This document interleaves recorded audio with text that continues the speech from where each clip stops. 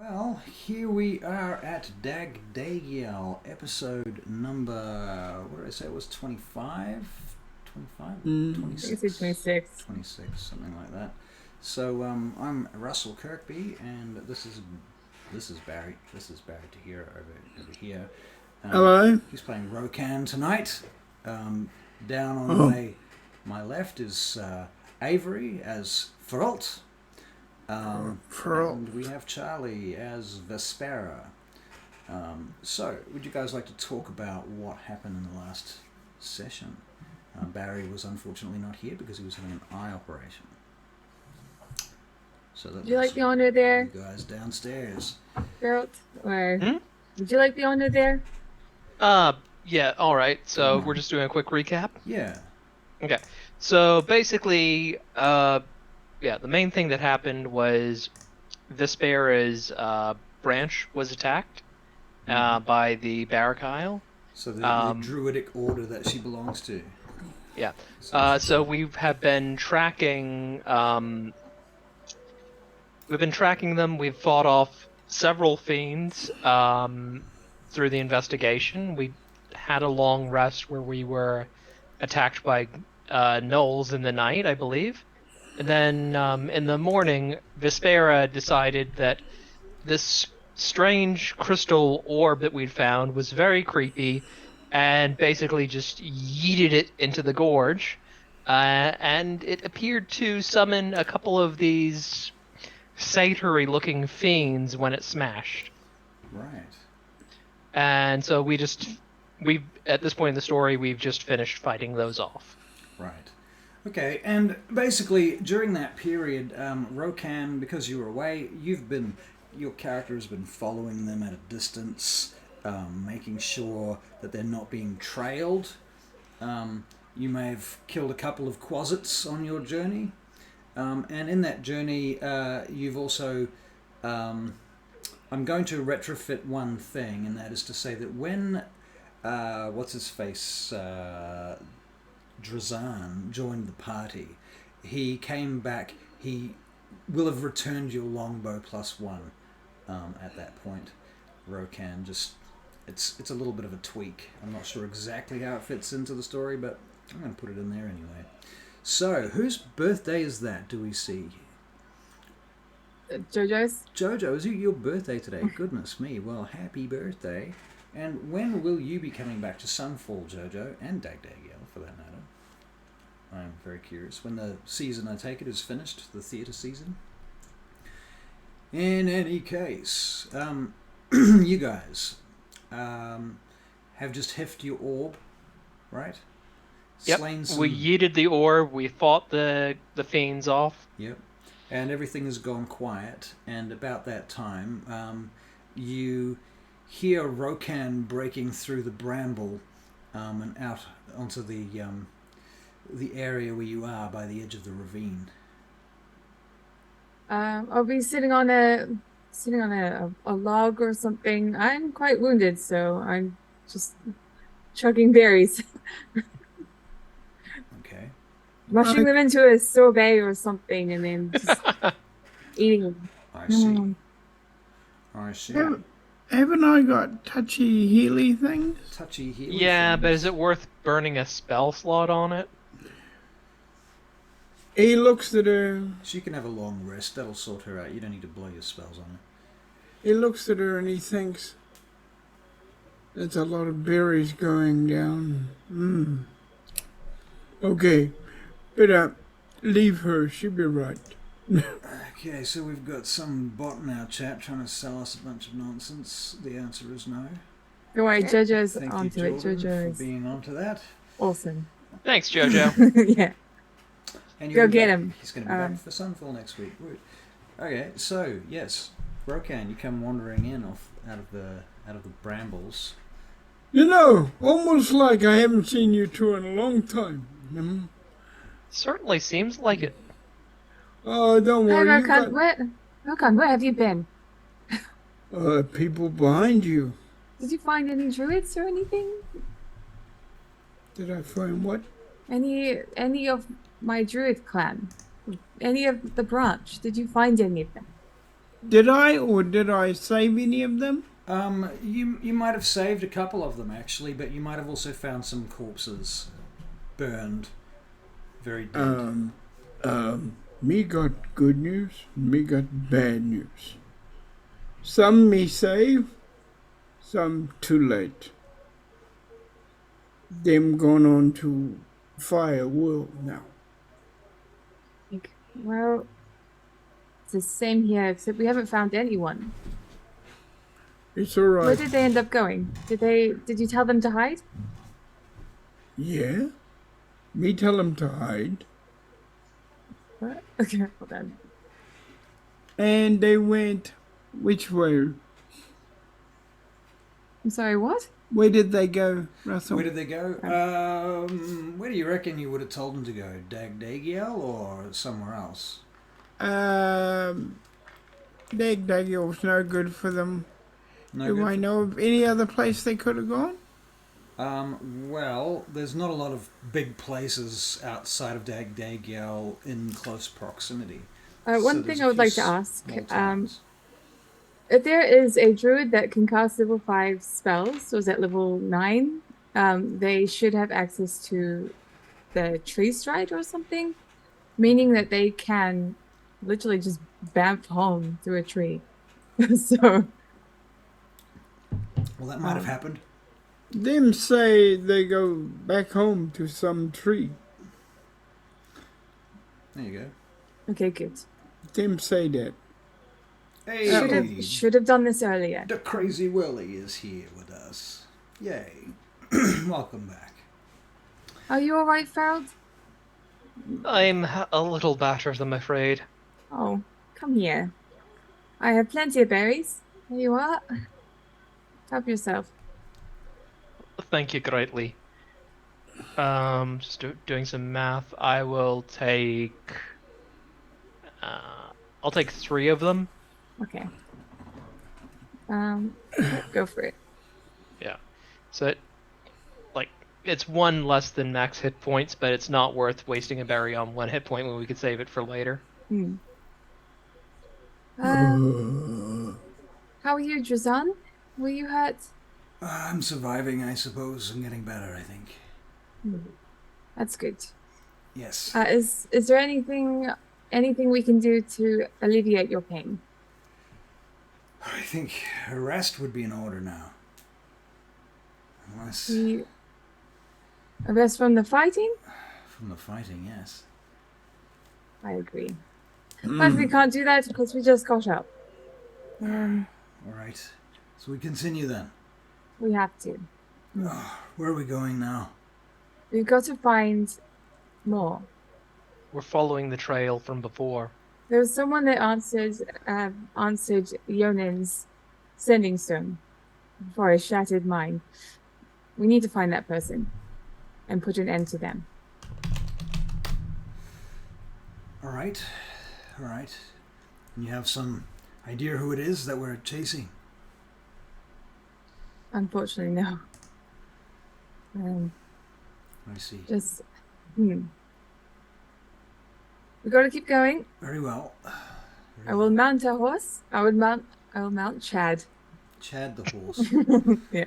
We're a few gonna weeks. ride Chad hard. Gonna smother pearls in his sleep. That is terrible.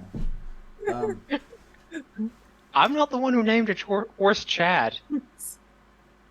I It's the know. Chad of the horses. I know. And every time you name a horse Chad, you lose your inspiration if you had any. No. Oh well, let's go. So, so you ride off. You leave this this location, and you travel around the ravine. I take it, and you find your way back to the trail that heads off into the wastelands, through the hills and up into this fairly darkened area in the shadow of this rim of mountains there. And the clouds are kind of rolling down in the distance. You can see, do we have a recall on what the time was in the last session? Well, we went to sleep and then woke up, threw the orb, had a fight, and yeah, it might have been like an hour after waking up or something. So we're thinking it's morning? Oh yeah, Yes. it's definitely morning. Yes, definitely morning. Alright, so Yeah. we're thinking it's like 8 bells. Probably Well, something there's like no that. bells out in the forest. It's hard to tell, okay? Right. Oh, we can just like imagine that there's bells out here. I can toll the dead. I was going to say, you could That's just, true. you could just toll the dead on like sandflies every few minutes. Okay. Mm. Alright, so you begin making your way along the trail once more. I'll get a perception check from everybody, please. Rokan, I can roll Alright. yours for you. Perception. Ooh, 18. natural 20. Rokan was a 7, sadly. An 18 and a natural 20. Okay. Let's see what Chad rolls. He has inspiration, so I'm going to use it up now. Chad does not have inspiration. Chad got 17. Yeah, Chad's dead. He is struck by lightning. You right ahead, and as you are heading towards these hills following the trail, you can see up ahead in the distance there is a hawk circling around where you can see this wooden frame that looks like a portal that sort of goes over the top of the road on either side. There's a pillar on either side, and the frame just covers the road like that. There's this one hawk circling there in the distance. I turn to everyone and say, I think we should probably be stealthy about this. Not to end up killing the hawk. If we kill the hawk, they end up finding us. But if the hawk sees us, they end up finding us as well. I have a spell that can help. Just in case there's any combat in this game, we'd better roll for initiative. Okay. Chad does not need to roll for initiative. No, he already has a natural 20. So I only got 7, sadly. However, I will. Okay. Rokan, How long does you this get last? a 12 for initiative. I'm going to cast Pass Without a Trace on us, Okay, as I have it too. very good. But I don't know that Rokan has it, so I'm just going to do it on us. Cast it anyway. Hmm. Alright, so you cast Pass Without Trace. Excellent. And so here you are on horseback. Yes. I think I would have done it closer to where we need to go before we hitch up our horses to something and then we go by foot. I don't think we'll be able to get away with clomping in. Right. Well, I mean, the pathway ahead goes sort of in a straight line. It goes up and down a little bit, and it goes down into a slight gully, so that there's walls on either side of the road of stone that rise up to about 10 feet at one point. And then when the road gets back up to the surface, it kind of flattens out right in front of where this, should we call it a portal? A portal. It's not a magic portal. It's just a kind of a standing frame thing over the road. There's a word for it. I can't think what it is. Perhaps, Rokan, perhaps you'd like to hide amongst the trees. Oh, there's no trees. This place is desolate. Okay, perhaps you'd like to hide behind a rock. There are some big rocks and boulders and sort of Keep an eye on us. pathways that you Rokan's still looking for the trees. Rokan looks back quite a long way and sees the trees down the hills. You want me to go all the way back No, there? Rokan. No, no. Oh, you mean you want me to... What do you want me to do? You want me to go with the rock now? Be a with the rock? sniper. Keep an eye Okay. on us. Okay. There's a hawk flying around, right? Still, above? He'll Yeah. use his Pass Without Trace now. I mean, I just Yeah, casted it. I cast it on you. Yeah, Charlie already used it. Barry, we don't need we don't get double up. It'd be nice, But but Oh. if he That's amazing. separates, because he's going to a different place. Yeah. That's Yeah. right. It should shoots. No, Oh wait, it yeah, doesn't. yeah. For the duration each. You have to be within Okay. 30 feet for it to work. Yeah. Okay, sweet. Yep, that's fine. Yeah. So do you want Rokan to cast it, or are you going to cast it? I don't care. Either way, one person's using a spell slot.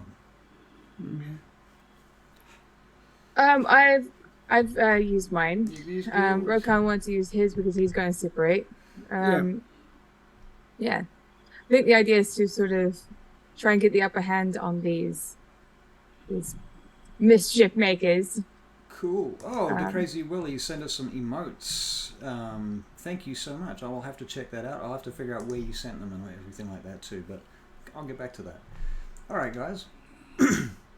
So Barry, I'll pick a high hidden perch that I can, the highest hidden perch I can find in the rocks. okay. Well, you're sort of coming up these hills towards this thing. So did you go off the road? I take it then. Yeah. Okay, and you're going to try and just move through the rocks, trying to find a higher perch to get to look down on where that that bird is. Yeah. Exactly. Yeah. Okay. All right. Well, let's get a stealth check. We'll do it with advantage because pass without trace and +10. Actually, it's just +10. There's no advantage here. Yeah, is there? it'll be nice, but no. No. Okay. So, oh my God, Rokan has +9 on his stealth already. So this is +19. Hey, that's the beauty of and pass without a trace. You rolled a 26 with your +9, and another 10 is a 36 on your stealth. Invisibly, Rokan climbs up and around to where this, I'm going to call it a dolmen for now, is. And from that point, you can see the hawk flying just in gentle circles. It seems to be floating on the eddies and winds, conserving its energy high up, a couple of 100 feet above. And from there, it can look in all directions, you gather, because, hawks have pretty good eyesight.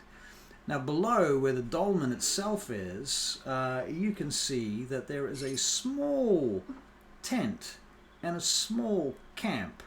And you can see an individual with red robes on, sitting near the dolmen, but off to the side, having, to all intents and purposes, a cup of tea and a cigarette. Okay. They're not having a cigarette. Yeah, I know what you mean. They're taking a break. They seem to be resting. I'll just get an arrow Some pipe ready. Get an arrow ready. You get an arrow ready. Now this is quite at the extreme end of your range. You could hit them with a longbow if you wanted to. You could, and you can sneak up quite close too if you want to. Okay. Do you want to? I will sneak up quite close. All right. You can get quite close to the edge of the road, to looking down on them, to within about 60 feet. Okay. And that gives you a good range on your longbow. Okay. If you want to use that, yeah. Then I will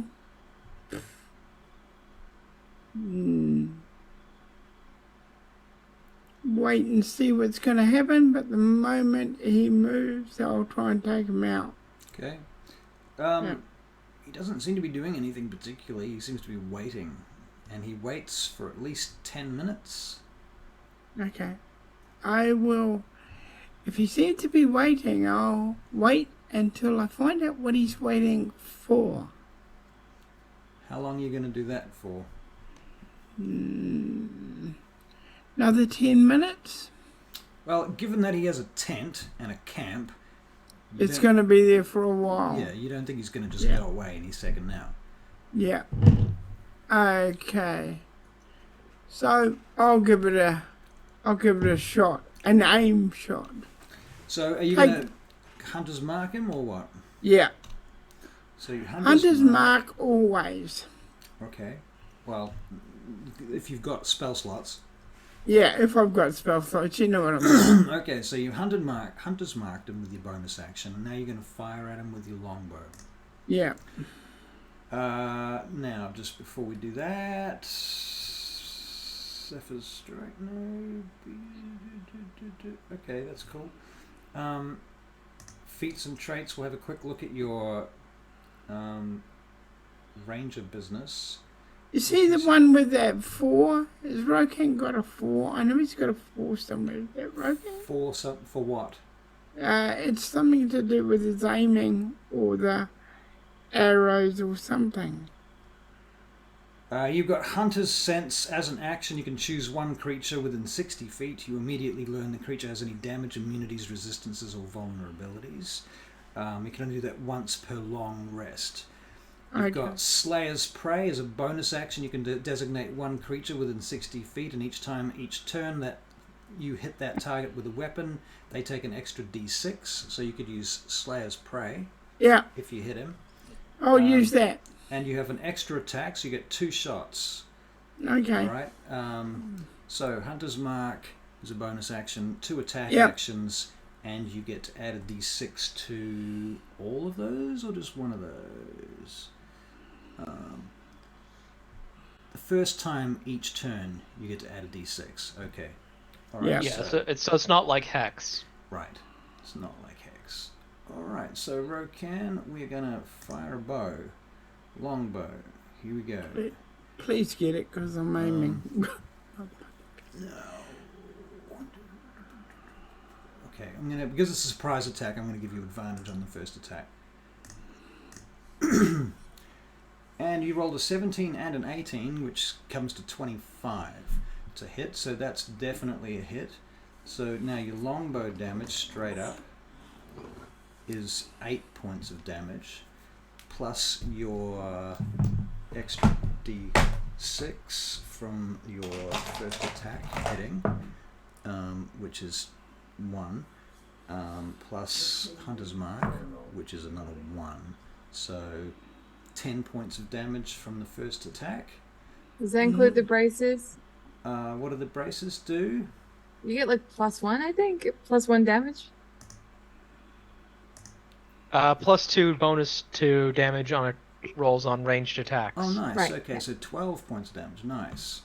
Okay. Well, oh no, hang on. That's built into the 1d8 +6. Oh, is it? Okay. Yeah, because it's longbows don't do melee attacks. Right. Yep. Okay, so that's already built in. So it was 10 points of damage on the first attack. I will record that. And your second attack, Rokan, still with Hunter's Mark up. I hear you. Wait, please. This is a 15 to hit. Will that hit? Yes, it does. Okay, so let's do damage. Second attack. Oh, you rolled an 8 for a 14, plus another d6 for your Hunter's Mark for another 6. So 20 points of damage. And he is extremely fucked up and bloodied from your 2 arrows, Rokan. He's not dead though. Okay.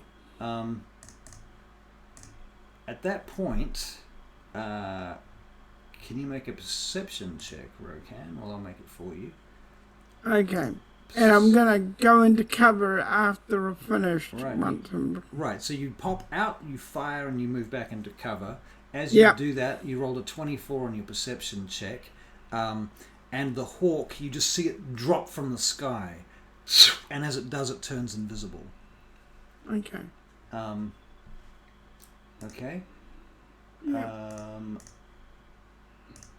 At that moment, the wizard casts something or another, and you see the sparkly effect appear across his body, and you see these shimmering hexagonal lines around him for a moment. And he moves to the side of the dolmen to take cover, and you see him reaching for a wand in his belt. Okay. What do you do for not for Rokan? I can't do anything, can I? Really? It's your turn. I go back and I can't fire at him again, can I?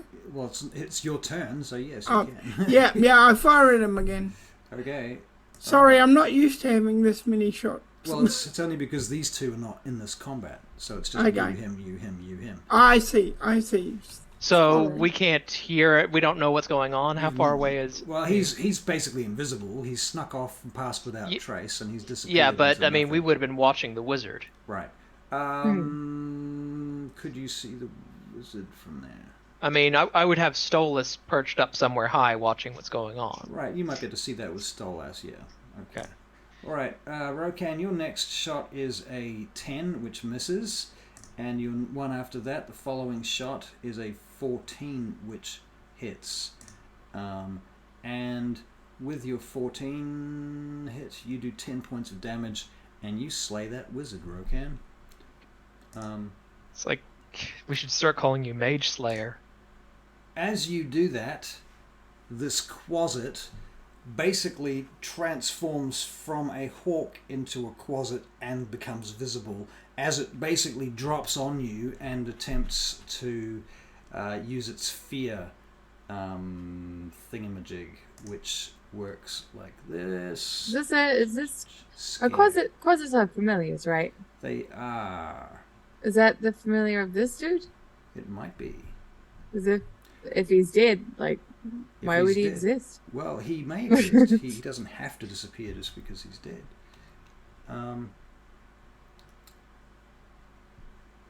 And it's a wisdom save. And it's a natural...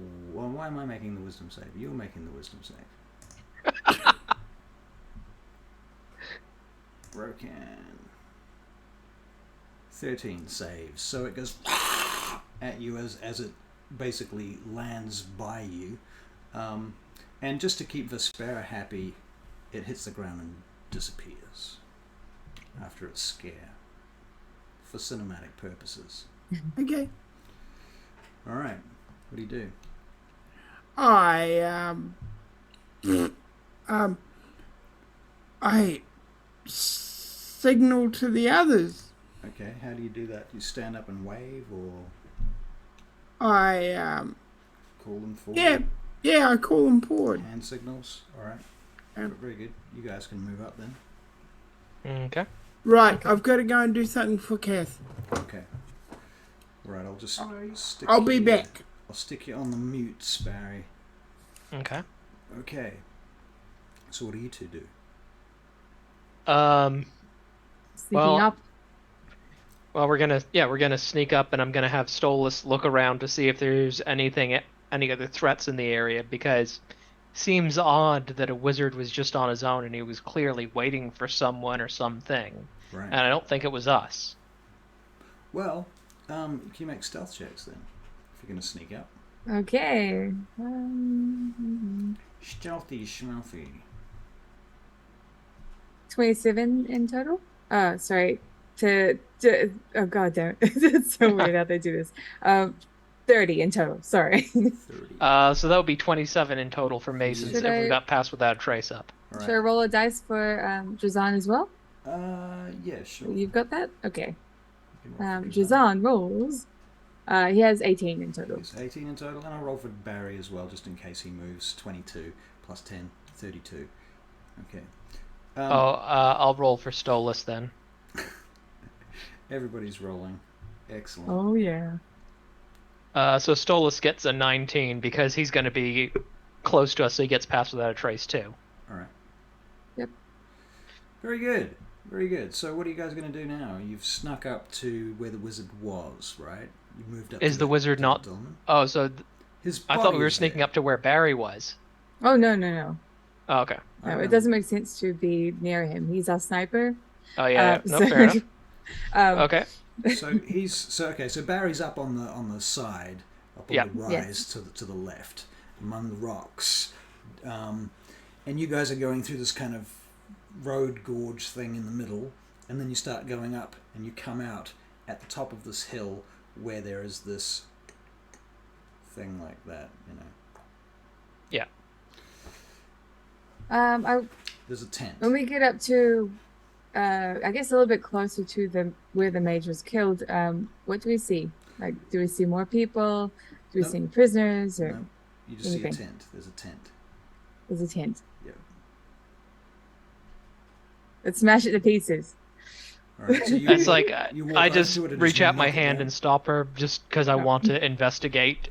Make sure there's no traps or anything I can see inside it that, we don't have a lot of supplies here, so, maybe the tent's useful even. Right. Okay. We will inspect the tent. Okay, do you want to make an investigation check? Okay, yep. This is around the outside of the tent. Yeah, I'm just going to, look at the outside, looking for, if there's if I can see any evidence of, spells on it, because I know that the bear Kyle like to trap things. Yeah. Okay, so Ooh, you're making my a investigation wasn't great at all. Unfortunately, it was 4. 4. So, I didn't do too much better. I got an 11. An 11. what about okay. Drazan? He's the I guy. can roll Jazan's investigation. He is a bit of an investigator. Yeah. And I rolled 2 natural 2s for Jazan. And I gave him advantage because he's an investigator. Rokan, do you want to investigate the tent from a distance? You'll have to unmute yourself too, by the way, because I muted you.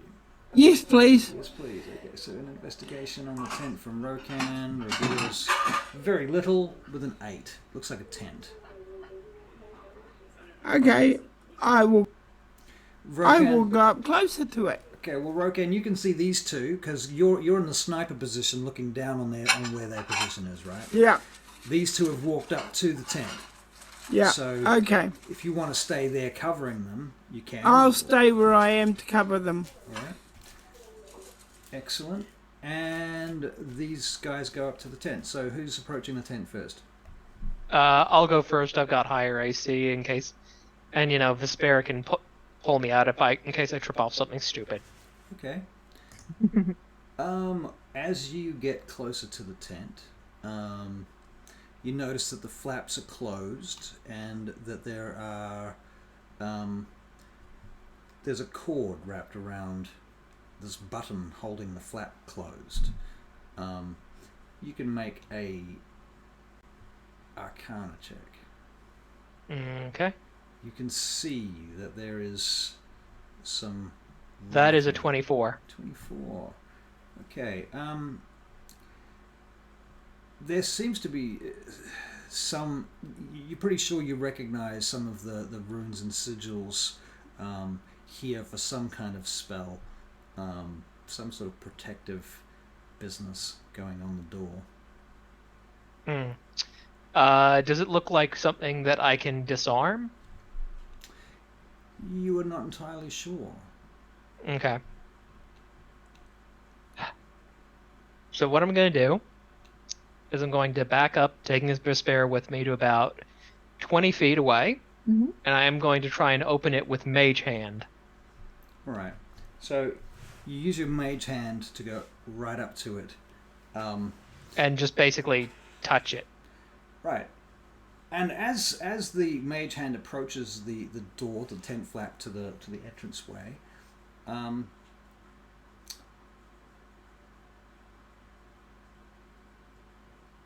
you hear a voice. Who goes there? Coming from inside the door.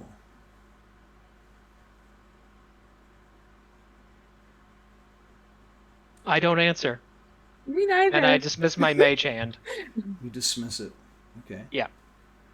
And actually, you know what? I'm going to duck behind a rock and hide. Alright. You make a stealth check. Do we still have Pass Without a Trace? Sure. Should be still up. It's last for an Nothing's hour. stopped Well, good it. thing we do, because I rolled a 6 for a 16. Okay. Cool. And I am going to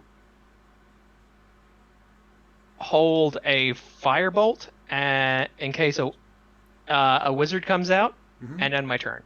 Okay. Nothing happens for an extended moment. Vespera hasn't gone into hiding. she's just standing there, Standing just there? watching. Nothing happens. Perhaps there's just someone, maybe like a warning.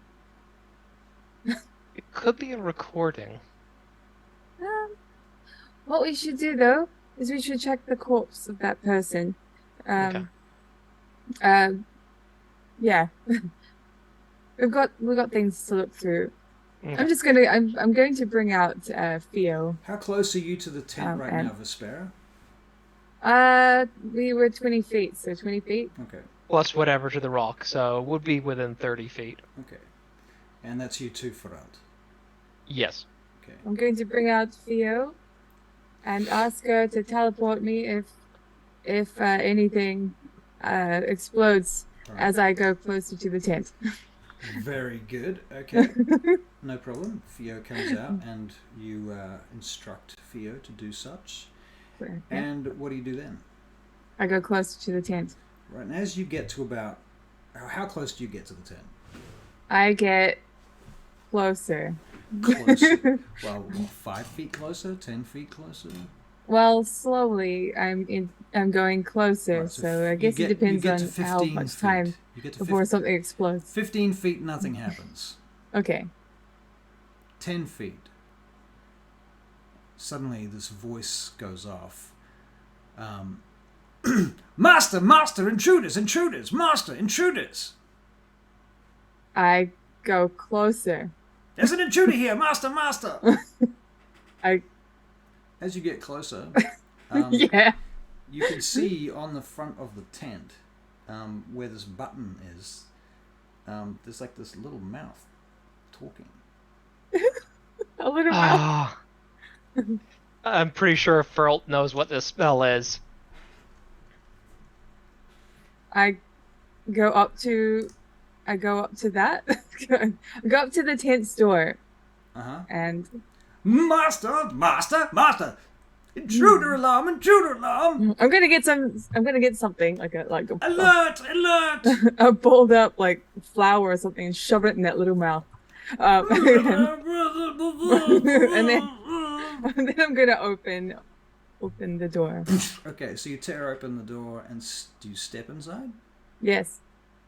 This sounds like a Zemitzi with a gift for interior design. Well, Graham, you don't know shit yet, because when she steps inside, the thing that you find most interesting about this tent when you step in Vespera is that it's slightly bigger on the inside. Oh, it's the TARDIS. Or maybe it's just smaller on the outside. That's the same thing, guys. Anyway, so I'm going in. What do I see? So you aside see from a that? divan, and you see a chaise lounge, and you see a chest over one side, and some scrolls in a vase over on the other side. There's a large book on a table, and there's some food that looks recently cooked but has gone cold on a plate nearby. Next to a jug of wine. Yeah. A few other personal belongings. I plan on fondling all the items. All the items go, ooh. So I'll go with the scrolls. Mm-hmm. Actually, I'm not a wizard. I go with the scrolls, but I like just have a quick glance and see if it looks like the sort of mumbo jumbo that Feralt would be into. You reckon it might be? Okay, Mumbo right. jumbo. So I will just make note that that's there, and then I'll go to the chest and not touch it, and then I will go. I can never be too sure. I guess I'll just. It might be trapped. So it might be. You know what? I will go up to it. I'll remind Theo to teleport me back if it tries to hurt me in any way, shape, or form, explode, what have you. Right. Okay, so you are approaching the chest. Yes. Okay. The chest. The chest. Alright, give us a second.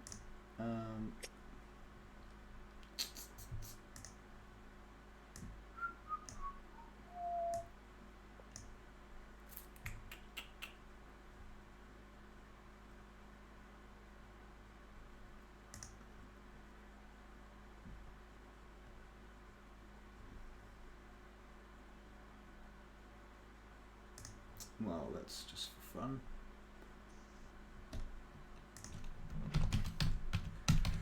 Right, you approach the chest, you get right up to it. Mm-hmm. Nothing happens. I open it.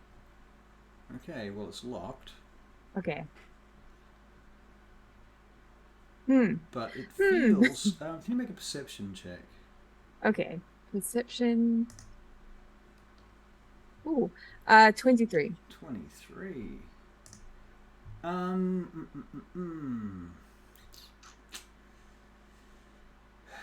You think you heard like a thud coming from inside it.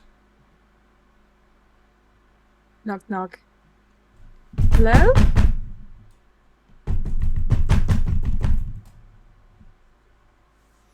Right. Oh, right. Okay. I turn and I ignore it.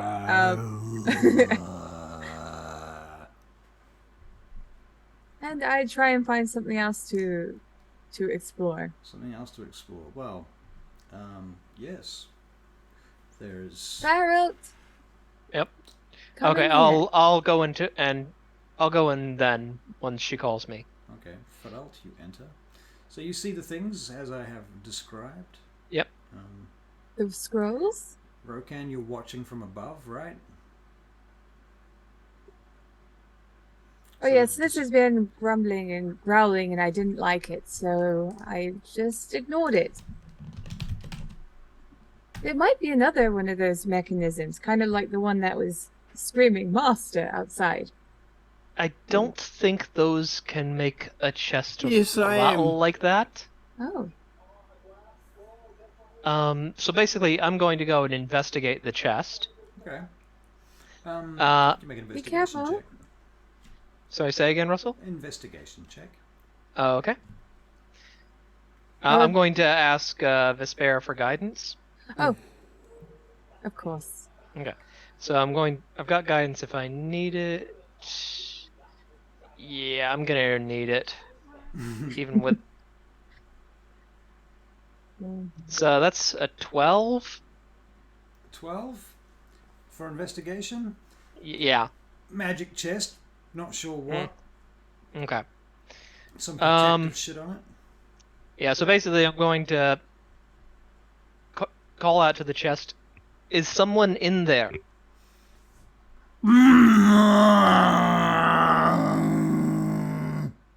Can you understand me? 2 knocks or yes?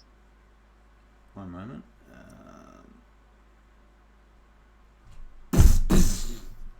Okay. Did the wizard imprison you? 2 knocks for yes, 1 for no. Oh. If I let you out, will you attack me?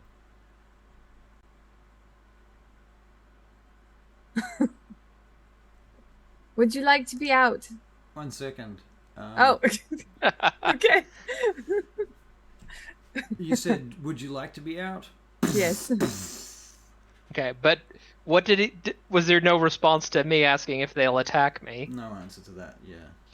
Okay, it's just like... Make a deal with it. It wants to be free. Okay. Will you agree that if I let you out, you won't attack me or my companions? Okay. Then we have a deal. And I'm just going to check the lock to make sure I don't see any, like, magical insignias or any sort of runes on it. There are. Okay. I'm going to try and figure out what the runes do. Okay. So you need to make an Arcana check. Yeah, I'm going to ask for guidance again. Nope. Yeah. You're Okay. doing great, sweetie. Okay. Thank you greatly. That was on behalf of Graham. Oh, well, with guidance, that's a 15 for Arcana. Right. Okay, 15. Yeah, you think that it's definitely designed to seal something in here. But you think that if you were to flick the locks open, it would be able to escape. Okay. And I just say to Vespera, Do you think this is a good idea, letting out whatever's in here?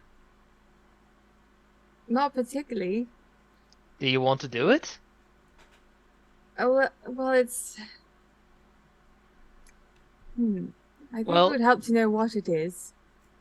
All right, I suppose we can always fight it if it's a problem. Okay, I'm going to.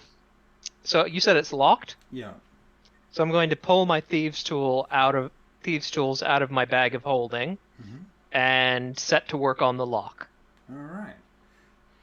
Okay, so you set to work on the lock. You want to make a thieves' tools check? Yeah. Guidance. What type of check is that? Is that just like a D20 or what? It would be you're using your proficiency bonus. Plus, I've got proficiency in thieves' tools. right, Yes. Right. So plus your dexterity bonus. Okay, so it's a dexterity with proficiency, so that's a D20 plus 5. Okay, I'll just roll a D20 and add 5. And you can also have guidance. Okay, okay, I'm gonna roll guidance as well. So that's 17 all up. 17. Okay, you crack the lock and it actually falls out. The lid flips open suddenly, and a cloud of dust puffs up from the lid. Out of the dust and out of the lid, this series of very fast-growing, entangling vines go out of the top of the chest, wrapping themselves around in a 20-foot radius, basically, which will grab you and probably Vespera if she's in range. Yeah, it would definitely grab me. So is it attacking us or So hang what? on, you're going to make a strength saving throw? Oh God. Theo would have probably popped off Yeah. at that point. All right. Yeah. So you and Theo disappear, is that right, or just Theo? No, both. Basically, it would have brought Ferald as well. He would have been close enough if he wanted to be. I would definitely want to be not in front of this thing. All right. So these entangling vines come pouring out of the lid, filling up the floor and flopping around you, and you woof out of the tent. So you're outside the tent now. Does that thing take fire damage from that? You don't know, but you can roll your fire damage. It would have. Poor thing. Okay, well, it has to make a Dex save. Yeah. Okay. 15. Yep, it's fine. Okay, good. Okay. You hear the inside. You hear inside the tent. You hear the sound of wood being ripped apart. Okay. Well, I think if I can go closer, I will try to go closer. Into the tent? Yeah. Yeah. I sincerely hope you picked up those scrolls, by the way, Ferald. Yeah, I would have Okay, good. into the bag of holding. I probably would have grabbed any food I saw as well, because I'm imagining Rokan is probably hungry at this point. Oh, me hungry. Right, so yeah, Okay. going closer. As you get closer to the tent, the front of the tent suddenly gets ripped apart. And from inside it, this massive red and black coloured, fur-covered, massive lower jaw fangs coming upwards. It's like a massive baboon or an ape, but it's huge. Food. It immediately is going to attack. So you need to make an initiative check, Okay. everybody. How dare it lie to us? Yeah, I'm a bit annoyed that it lied. I know, right? How can you trust these fiends? Yeah, you're right. It's devils that always do what they agree to do. It's not fiends. Right.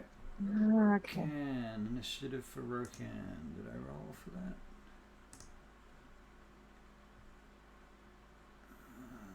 15. Okay. Alright, so the creature begins its turn. It is going reckless, so it gains advantage on attacks. It's going for Vespera because she's the closest. And it Debatable. takes a bite at you, Vespera. 22 to hit. Yeah. Vespera takes 8 points of piercing damage. Then What are you doing? it goes to punch you in the head for a 19 to hit. Oh yeah, yeah. That hits you for 6 points of damage, and its final attack is a 26 to hit. Yep. Also with a fist, doing Okay. 7 points of damage. Rokan, your turn is up now. Now you, Rokan, sitting up on the hill, have just seen this beast rip its way out of the tent. And the tent sort of collapses behind it. It's kind of hanging on some tent poles and it's looking a bit fucked up. Rokan, what would you like to do? Your hunter's mark is now dead because it's been a long time. You can't bonus action it to move it. You have to cast it again. Okay. Is that what you're going to do? I will cast it again. Okay, so Rokan casts hunter's mark And I'm thinking to myself, well, that's new. So you're going to take 2 shots as you want to do with Hunter's Yep. Mark, and of course if you hit something, the first attack gets an extra d6. Yep. Your first shot is a 10, which does not hit. Your second shot, Wait, however, you said he used reckless. Does that give us advantage? well, it's his reckless. Oh, okay. No, you have advantage until the end of its next turn, the start of its Nice. next turn. Yes, so it is reckless like a barbarian reckless. Yeah. Okay, so Rokan, you hit with a 24 on your second attack, so that does a d8. You rolled an 8 plus 6 is 14 plus 2 from the brace. Oh, that includes the 2 from the braces. Yep. Hunter's mark. Hunter's mark. Thank you. That's a 6. And your other thingy that gives you a d6 as well, which is a 5, so 11. So 14 plus is 25 points of damage. Wow, that's massive. 25. Okay, Rokan, that's the end of your turn, I think. You've used your bonus action, you've taken 2 shots. Do you move at all?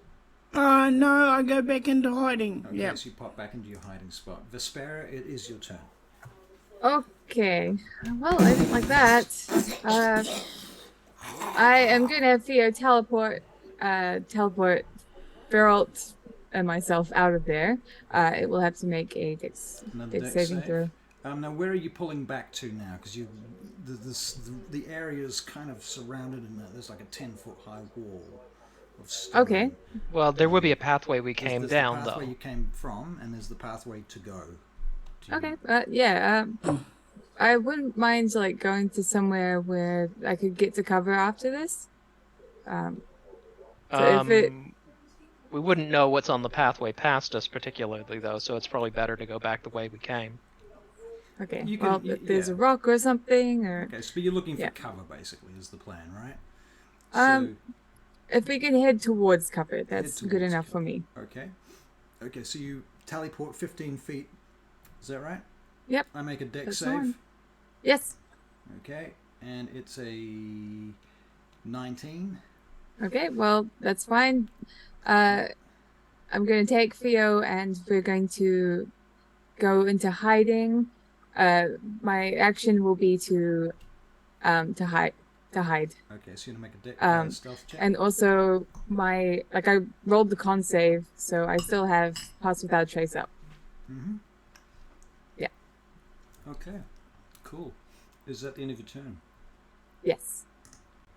Far out. For now. Ooh. Okay, so I'm now back 15 feet from it, and I've got advantage on attacks, so I am going to firebolt it. Rolling with advantage. Does a 16 hit? 16 does hit. Okay, cool. So that is 14 fire damage. Wow, good job. Yeah, but it's a fiend. There's a good chance it has fire resistance. Ah, true. All right. And is that the end of your turn, for What else you got? Basically, if there's cover, I'm going to duck behind it, but I'm not going to hide. Okay, so you're taking cover. All right. And I'm going to try and put myself so I'm between this thing in Vespera. Now, this thing moves 15 feet to the wall of the road, climbs up it to the top, runs along the edge of it, and leaps down next to Vespera. Can he see through my stealth? Can he see through your stealth? Yeah, I'll probably have to make a stealth check because I use my action to hide. Yes, you did need to make a stealth and check. I have passed without a trace. All right, okay. So, did you make a stealth check? I will make one now. It'll be 28. Okay. He goes right past Vespera, and jumps down next to Ferelt. Okay. Getting there, he immediately goes to bite you, Ferelt. Yep. His first attack is a 13 to hit. Nope. His fist attack is a 19. That hits. He does 11 points of damage. Comes back for another attack. I need to roll a hit for the second one. What did we get? Another 19 to hit. Yeah, that hits. And the second attack does 9 points of damage. So that's 19 damage from those two attacks. Yeah. Okay. That's the end of his turn. Rokan, it's your turn. You've got your hunter's mark on him, Yep. and you're going to keep firing. Yes. Okay, Rokan, let's do this. Hurricane. Rokan, not Urakan. First attack is a 23, most certainly hits. It does the longbow does 12 points of damage straight up, plus 6 is 18, plus another d6 is 20 points of damage.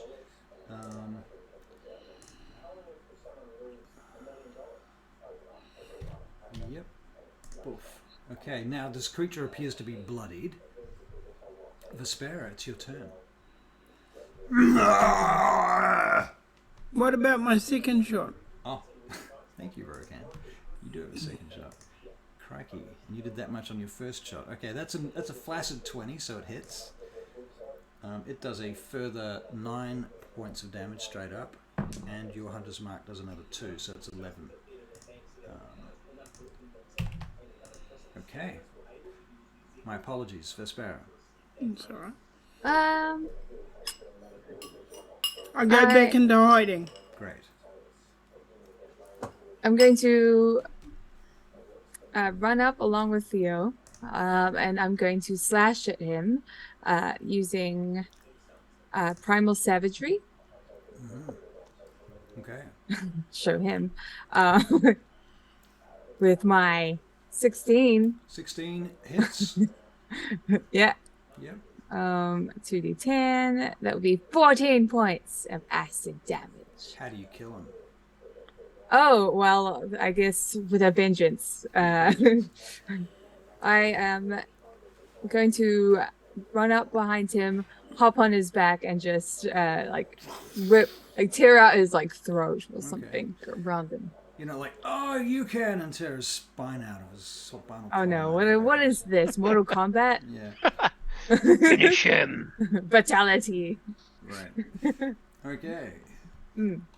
Very I good. hop So off. the creature slumps to the ground, having had its head basically ripped open, its neck and what have you, and everything that you're holding, all the gore, begins to turn to vapor in your hands, as the whole thing starts steaming up this noxious goo.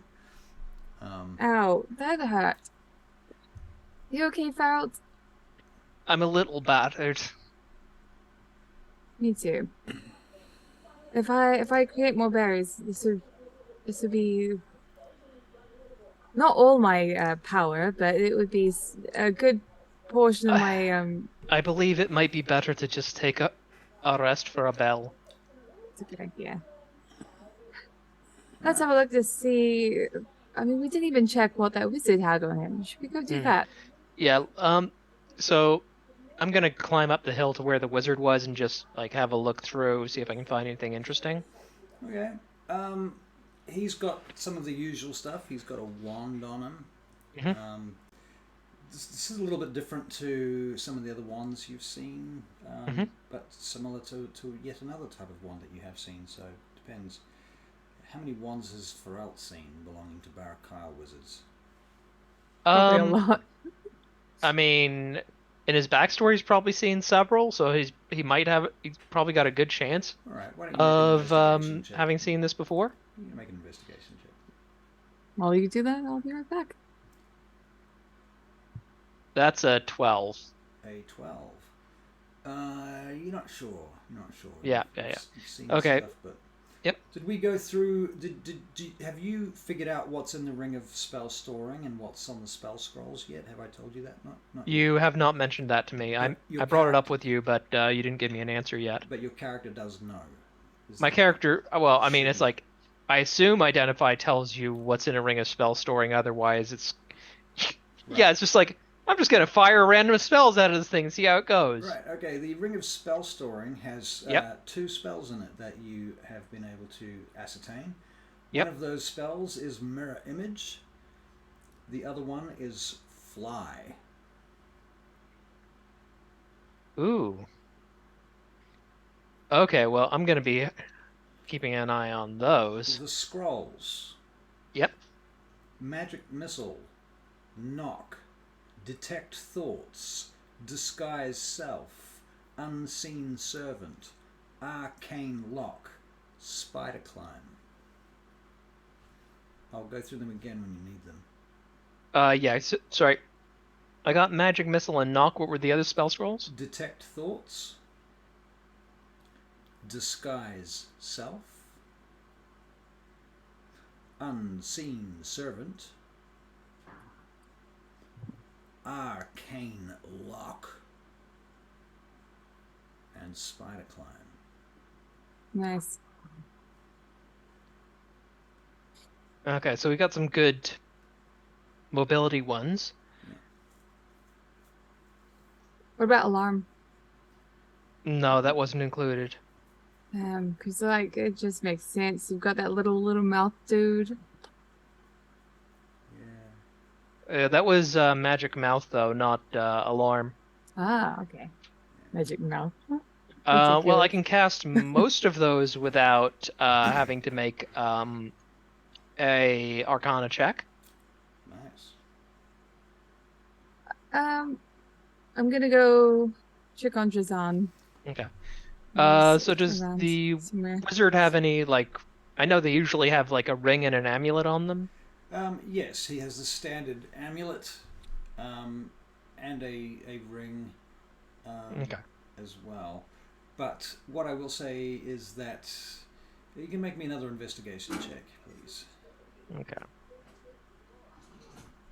Okay, that's a little bit better. Dirty 20. You suspect that this one is of a lower overall initiatory level within the order. Okay. So the tattoos would be different as well. Yeah. Okay, well, the ring and the, like, so does it look like the ring of, amulet of fiend summoning the last one had? This amulet looks like another Barakyle envoy amulet that needs to be unlocked by being a member of the envoy.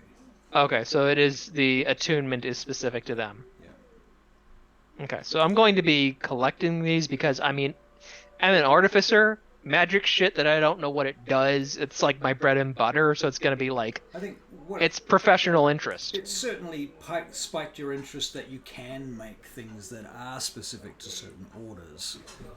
Yeah, it's like, and I don't think it's going to come up in the campaign, but there is actually a level 14 artificer ability. Yeah. You can attune to anything regardless of racial or class requirements. So Okay. it would be interesting to see if that would let him attune to it, but probably not going to come up. Not yet. We'll have to think about it. Well, I mean, it's like, he's got 2 levels in Wizard, so we're talking about like level 16. Right. Right. And, you know, whether this stuff would even be useful at that level is also debatable. Fair enough. Okay. Okay, but it's like, it's something that it's worth researching to him. Yeah, makes sense. Certainly makes sense. So what would you guys like to do now? Well, I was checking on the Jazan. Right, Drazan. Drazan's testing out his legs again, standing up, eating a good berry. I hope that wasn't too frightening. Frightening. That was terrifying. What the hell was that? Some fiendish ape? Baboon. I've not seen anything like it in my time alive. What is this monstrosity? These wizards bring forth the most vile creatures from where? Why? Who are these people and why are they so twisted?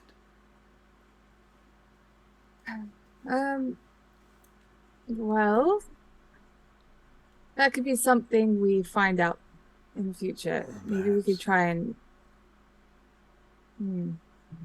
find a way to better stop their ability to use this, to summon these creatures. How do you propose that? There's so many of them.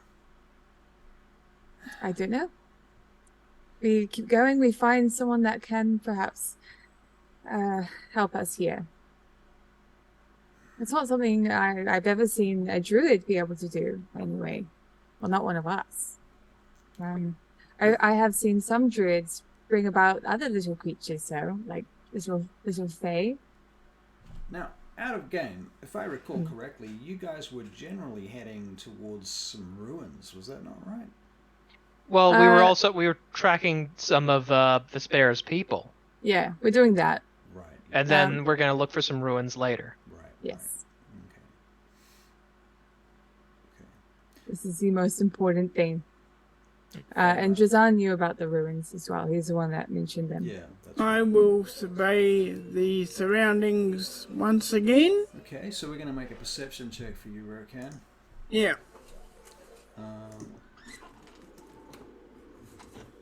So 18. All quiet on the Western Front presently. Okay. All right. We still have more Paths Without a Trace. We should try and wave Rokan down. We can get going. Get those horses again. Gotta do that. So you're I gonna mean, I'm pretty battered. I wouldn't mind taking a short rest. True. Me too. So I'm just gonna have a quick. So basically, what I'm gonna say is I'm gonna look at the tent to see if it can be resurrected. You make an investigation check. I'm not rolling great tonight. That's a 12. You don't know if you can repair it, but it might be repairable. Okay.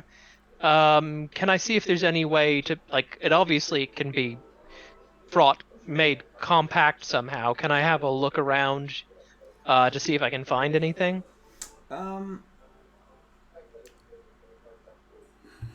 another investigation check, please. Okay, I'm gonna ask for guidance this time. Oh, of course, Harold. Thank you. Lathander's looking after you today. Okay, I appreciate it. Okay, so I'm gonna roll guidance as well. Just... So that with guidance, that is a 19. 19. Okay, so what you conclude is that there is some kind of mechanism to draw this tent all together and with the pull of a single rope. However, the creature that you've fought has destroyed the mechanism, and this tent is presently fucked, and it's not going to collapse. It's not going to do what it's supposed to do. Okay. And it's beyond my ability to repair. Yeah, in fact, when you next look inside it, you discover that the extra-dimensional space that was there earlier has collapsed, and now there's stuff sticking out the other side of the tent. Well, okay, I'm gonna go just look through the stuff sticking out the other side of the tent to see if there's anything that looks obviously useful. Right. Like I might just pull out a divan so that we got something comfortable to rest on. Yep, for sure. Yep. And then I'm going to sit down and I'm going to take a short rest and I'm going to ritual identify that ring. Okay. Ritually identifying the ring informs you that it is a +1 ring of protection. Nice. So basically, I am going to hand that over to Vespera, and I'm going to suggest she puts that on. Oh, okay. What is this? And it's a ring of protection. It'll help keep you safe from attacks. Oh, okay. Well, thank you. Protection. Thank you. I Yeah. slide the ring on and over the short wrist. All right. Um, So do I you need will- to attune to a ring of protection? I'm sorry? Do you need to attune? You have to attune to it, yes. So short rest attunement. Okay, cool. Yeah. Very good. You're becoming very quiet, Russell. I'm becoming quiet. There we go. Hang on. The further away you disappear. I need to... New setup. I've got to jig this setup so I can fit everything nearby. Here we go. Get my microphone a bit closer. Okay, cool. How's that? Much better. Excellent. So, Okay. So I'm back at full health, and through my Wizard Ability Arcane Recovery, I've now got all my spell slots back. nice. Rokan, you are down a couple of spell slots from casting Hunter's Mark twice. Okay, yeah, I'm sure. And sadly don't get them back on a short rest, but you will get them back on a long rest. Okay, You got two so slots. it's still all clear, isn't it? Yes, it appears to be all clear right now, yeah. Okay, I will come down. Okay, so you come down to where they are. Rokan climbs down off the 10-foot high stone wall into the little gorge where the road is, next to the Okay. dolmen in the camp. The wind is sweeping past quite noisily right now, and there's dust lifting up in your faces.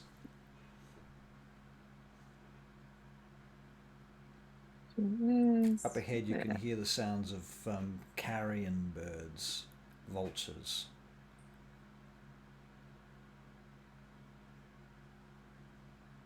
So just confirming my short rest.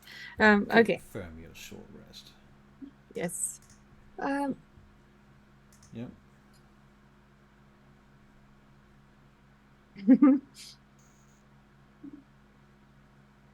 Just sit there looking a little sad, fondling this new ring. Okay. All Need right. to go back and get those horses. Yeah. Oh, by the way, Russell, did that wizard have any like gems or coins on him? Yes, he would have had. Can you roll me 3d6, please? That's how many gold pieces worth of currency total you will find. That's 13. So 13 gold worth of gems. Okay. Basically, I'm just going to divvy that up equally, so that doesn't divide equally, but we can split. We can make Why it don't work. you just hold on to them? Okay. Okay. Well, I'll just add that to my inventory then. Okay. I'll just add it as gold, though. All right. Okay. Excellent. Okay, so what do you do next? All right, getting up. Okay, so we go back and get those horses, and we come through here, and we try to continue on. This person surely wasn't the one that we're looking for, right? He was given the size of the tent. He went down relatively easily. I suspect he was waiting for the person we're looking for, which indicates to me that we're on the right track. Okay. Then we keep going. Okay, you keep going. We go back to our horses, we mount them, and we continue. All right, excellent. I will ask for an initiative check just in case there's any combat coming in. Okay. Oh, by the way, before we do that, I'm just going to pull out one of the remaining +1 sword that we took off those knights Yeah. and give it to Rokan just in case, so that way, I know he likes axes, but that way he's got a magic weapon if he needs it. Okay, so I'm going to add a +1 longsword to Rokan's inventory. That's correct. Okay. Longsword. Yeah, I mean they're the ones that are obviously from the Wyvernclad guards, but you know, We got it. We may as well use it. Okay, so Rokan, you have a wyvern-clad +1 sword. It's very distinctive. It looks just like the guards' swords in Vaingate. Anybody seeing you with it, sorry, not Vaingate, DAGDAGIEL. Anybody seeing you there will immediately go, you stole that sword off a guard. But it is a And you really tell good them, sword. yeah, I did. After I murdered them. See Yeah. how that goes down. Okay, Yeah. No, tell them you won it off in a bet. See how that goes down. Pharrell, what's your initiative? Right, my initiative. Okay, we're rolling again, right? So that's Barry, you rolled a natural 20 for 23. 14. Okay, cool. Gotcha. Okay, cool. I'm glad we know these things. Okay, so you gather your horses, you gather your stuff, and you begin to continue again up the road. Yes. Okay. And as you get to the crest, and you look down on the far side, and you can see there's this rather nasty sight. You can see about 5 or 6 of your ex-compatriots, druids. They've been run down and slain in the road, and a couple of them have been hoisted up onto these wooden posts and skewered on them, like, you know, Vlad Tepes style. And as they are sort of flapping around, I just have to very quickly look up a thing. Come on, why you no pictures? Why you no pictures, D&D Beyond?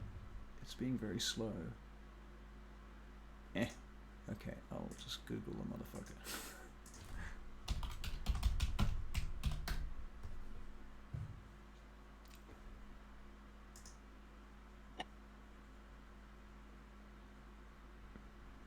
Right. And there is this, on this next sort of field that you're looking at, where the road comes up and it's flat now. The walls have come down to the sides of the road now, and it's become a flat plain. And it sort of slowly drops away at a very slow incline. You can see big gnarled, twisted trees breaking out between the rocks and such, and you can see these dead bodies about. And from one of the precipices above, actually, I'll get a perception check from you guys. Rokan, I better roll yours. Perception for Rokan is a natural 1 for 5. 18. So Rokan clearly is distracted. You got an 18? Yes. Most excellent. Most excellent. An 18. And Feralt, what did you get? Got an 8. An 8, okay. So, Vespera, you're the only one that notices this.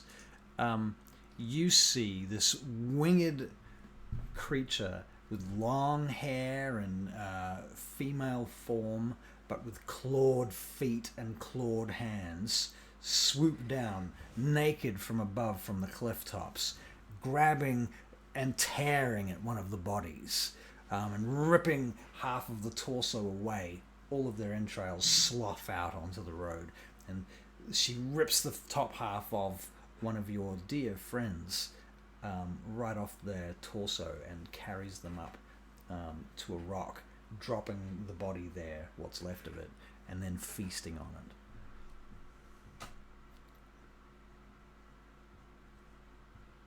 it.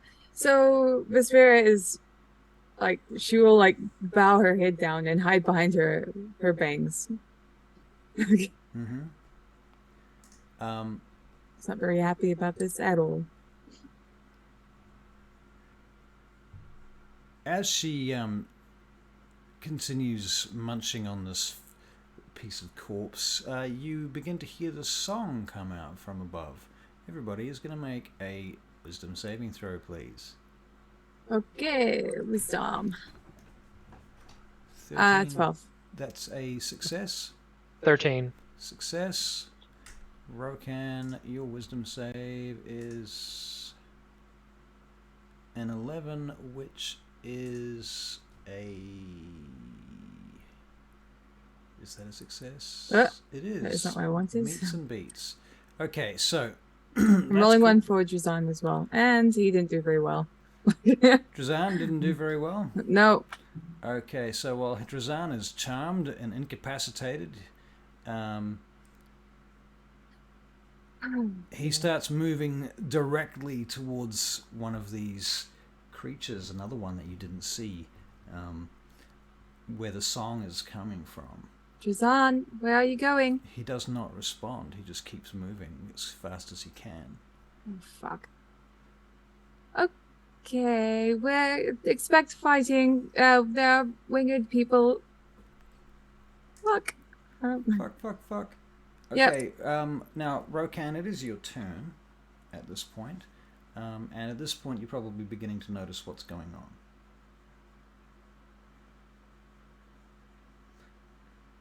And you're muted, so... Anything. The usual hunter's mark. Okay, so you hunter's mark the creature. The one that Drazan is heading for. Okay. Drazan, you cannot see the one that Drazan is heading for. You can only hear it. You can hear the song. I'll go for the other one that I can see Okay, then. so that's the one up that Vespera has already seen. Okay, so you're going for that one. Hunter's mark as a bonus action, and then 2 attacks against her. Excellent. Rokan, your first attack. The hell am I doing? Not your inventory, your actions. Longbow attack. 25 is a hit. You do 12 points of damage, plus your hunter's mark is 5, is 17, plus your racial trait is another 1, so 18 points of damage with your first attack. Second attack is a natural 20 for 27, so you crit. So you crit damage for 14. How much damage did you do for the first attack? Did we say 16? 12. I think so, yeah. Somebody's bound to remember. Anybody in chat remember what I said? Anyway, so the second attack does 14 plus another 4, which is 8. I think it was 20. So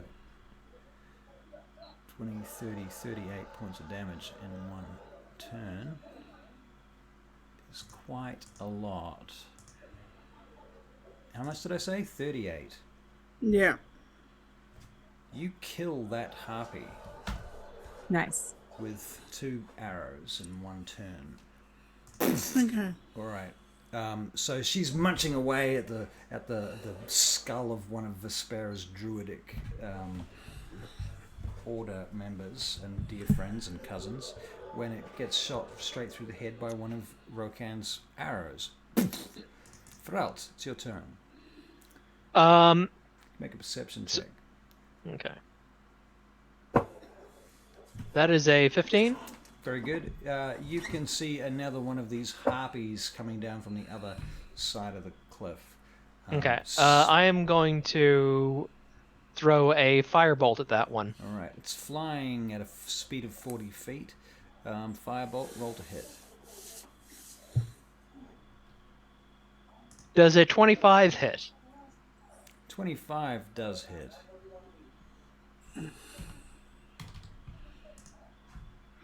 Okay, that is 12 points of fire damage. Okay. And basically, I'm going to jump down from my horse and move in front of, to the front of the pack, basically. All right. Very good. Is that the end of your turn? That is the end of my turn. Vespera. I'm going to chase after Drazan on my horse. I'm Chad. So you move forward on horseback following Drazan. Yes, I'm going to bring out Can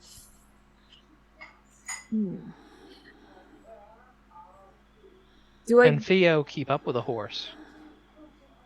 If it's not dashing. I would probably have it on me. Yeah, she could it's a holdable creature. You could just Holdable, sit squishy, on delicious your creature. But okay, I think. Do I know if the charm would would he get a would Drazan get a save? He did get a save. He failed it. Yeah, but would he get another save? You don't know.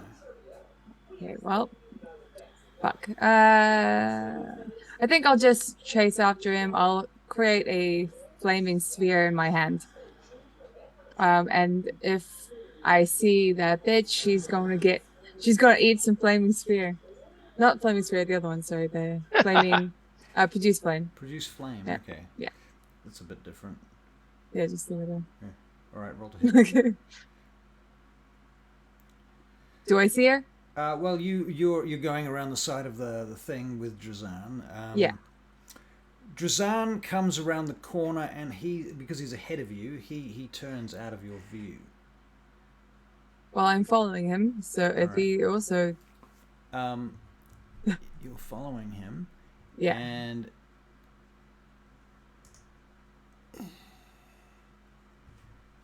the next thing you're seeing Drazan getting lifted up over the rocks by this winged, naked harpy woman who's still singing as she does so. Okay. I mean, if I can I take back my action? Take back your action? Yeah. What do you mean? Not do the produce flame. No, you produced the flame. You're holding it. Okay. Well, if I see her, then I'm going to throw it at her. All right. Well, you see her, Yeah. and she's holding Okay, him, so you fire it at her. Roll to hit. Okay. Produce flame. Okay, so 18. 18 hits. Okay, cool. Produce flame through the 8. 13. 13 damage. Okay. Very And I good. yell, "Come down here, you filthy bitch!" Right. She turns and looks at you. Indeed. And she drops Drazan. Okay. From what height? Yeah. Yeah, about 30 feet. He survives, but he's hurt. God damn it. And Poor dude. he's sitting up 10 feet above everybody on a rock. And if you imagine yourselves kind of in this, there's cliffs on either side, and there's kind of like a volcanic maze. Does it make sense? Okay. So she's dropped him, and she comes flying towards you at a speed of 40 feet.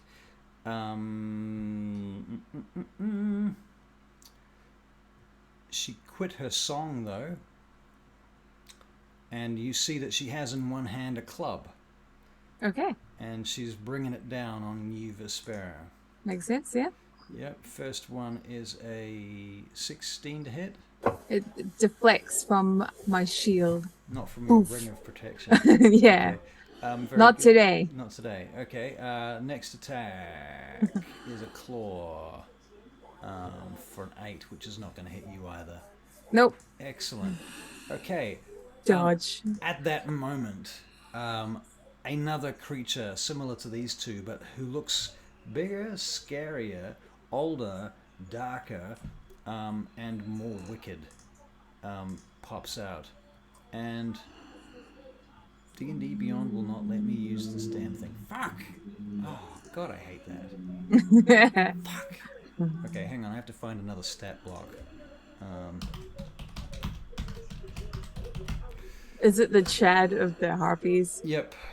It's the Harpy Chad. Is it the Karen? So it's a Karen then. Oh god, it's Right. a Karen. Right.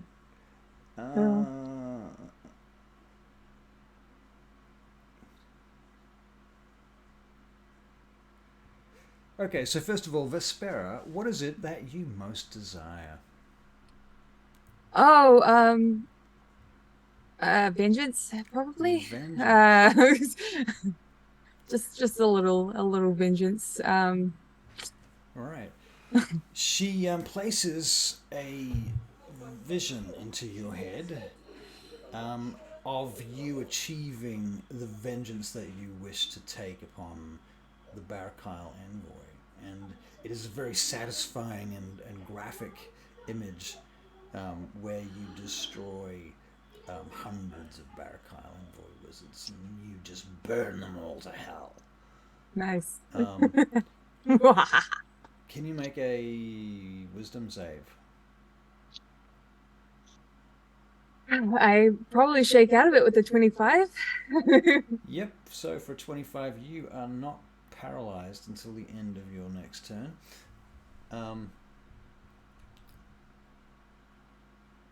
I'm probably thinking, I don't remember how this happened. 14. I don't think I'll ever find satisfaction. She flies down at you, rolling a flaccid 20 to hit with a claw. Yep. And another flaccid 20 for the claw. 6, 9 points of damage from the first claw. Okay.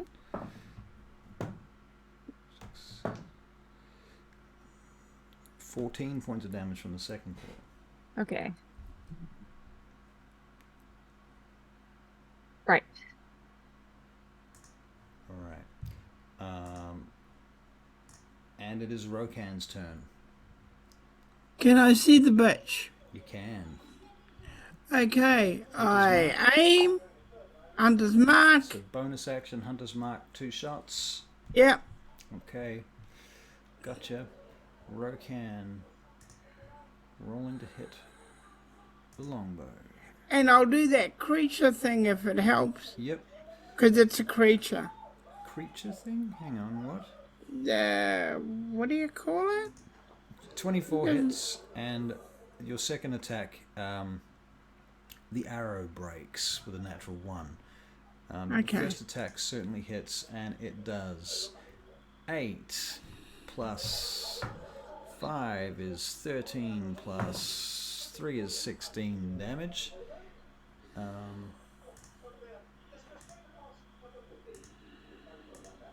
16 damage. Okay. And on the second attack, your arrow breaks, unfortunately. Do you move or anything? You're just popping in and out of cover still? Oh, yeah, I'm going to do that. Popping in and out of cover, yeah. Okay, cool. Go back in again. That's pretty much your turn, unless you got anything else up there. Nah. Okay. Feralt. Okay, so the big one, have I seen her take damage? No. Okay. So I grabbed these. You did. You just saw her take damage from Rokan. Okay, so some Rokan's hits got through. Yeah. I'm within 60 feet of her. Yep. She can make a wisdom save. Okay. 11. That's a fail, so she's gonna take 2d12 of necrotic damage. Oh, yeah. Oh. Okay. Go on. Boom. Okay, cool. Ooh, 19 points of necrotic damage. Okay. How's she looking at this stage? She looks pretty good. Well, that's annoying. Looks like- Okay. She looks like you've shaken some feathers off her. But she still looks like a she-demon. And her face is covered in blood too. Is that the end of your turn, Feralt? I'm gonna use my movement to get closer, but I am on foot. Okay. So she's above you, flying about 30 feet in the air right now. Okay. Vespera. Oh, okay. What There's am I going another to do? one coming down from the other side. There's now 2 harpies. The third one is dead. So you killed one. Rokan killed one. I think it was Rokan. There's another normal one coming from the left, and the big scary one is in front. Okay. Yeah. Whoa. Wish my friends were here. Graham says, Chad's stat block just says, lol, reroll your character. Yeah. Yeah. I think I'll bring out Fear this round, and I will teleport when one of them goes. Yeah, you know what? No, I'm gonna teleport now.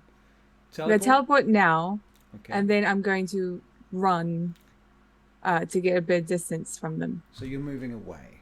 Yeah. Okay. So in total, I should be 45 feet away from them.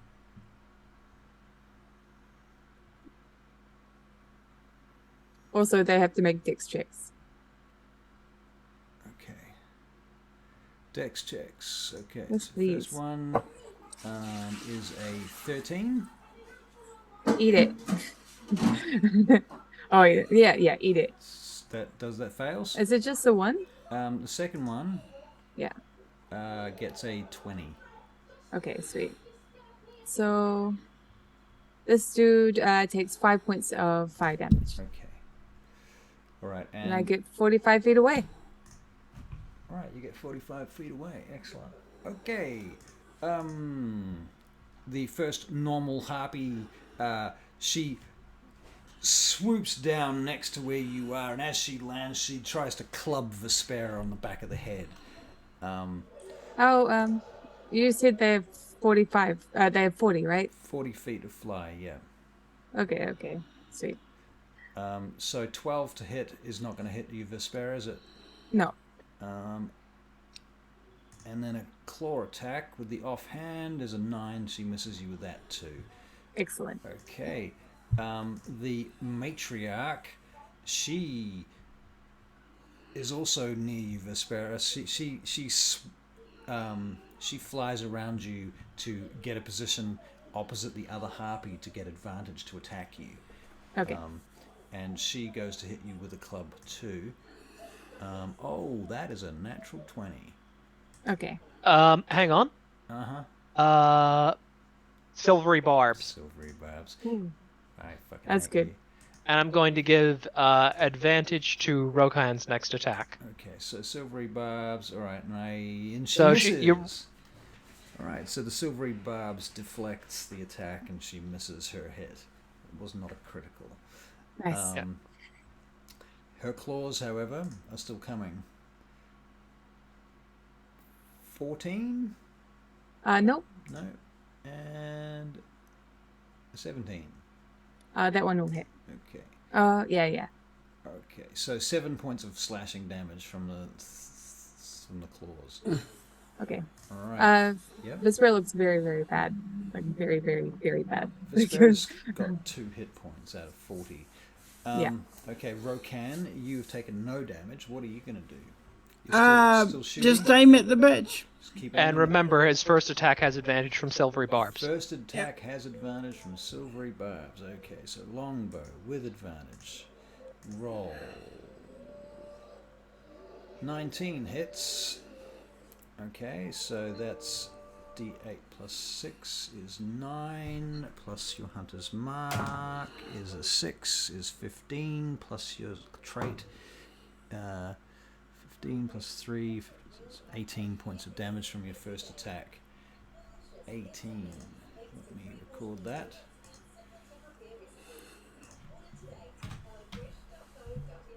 Now, actually, Barry, was that the matriarch or the other harpy? The matriarch. Okay, poof. Because she's the closest to Vespera. Right. Rokan, your second attack. Oh no, they're both on Vespera. They're flanking Vespera. Okay. Your second attack is an 18, which also hits. So that's going to be a D8 plus 6, 9, plus your hunter's mark, 6, another 15. Nice.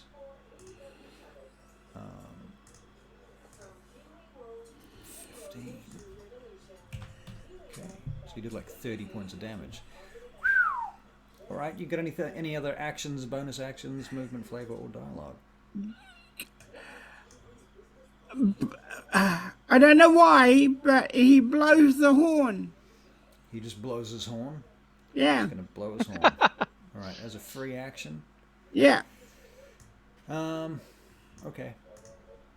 Because it's got no consequences, I'll say yes. However, if it was like a magic item, it would be an action to blow the horn. Yeah, I just thought it might distract her. You know how you hear a sound and you turn to look at the sound? Right, so that would probably be you're trying to get her attention. still in action, right? Right. Yeah. So the horn blows, and then Feralt, it's your turn. Okay, so I am going to have Stolas fly to Vespera, Okay. and I am going to cast Cure Wounds through him at 2nd level. Okay, so the owl swoops down to Vespera, touching Vespera as it goes past, casting Cure Wounds at 2nd level for... Only 5 5 points of healing, but it's not none. It's not none. That's It's not true. none. And I'm just going to use my movement to try and get to one of the harpies that's on Vespera. Okay. Vespera, it's your turn. You have 7 hit points. Okay. I am going to.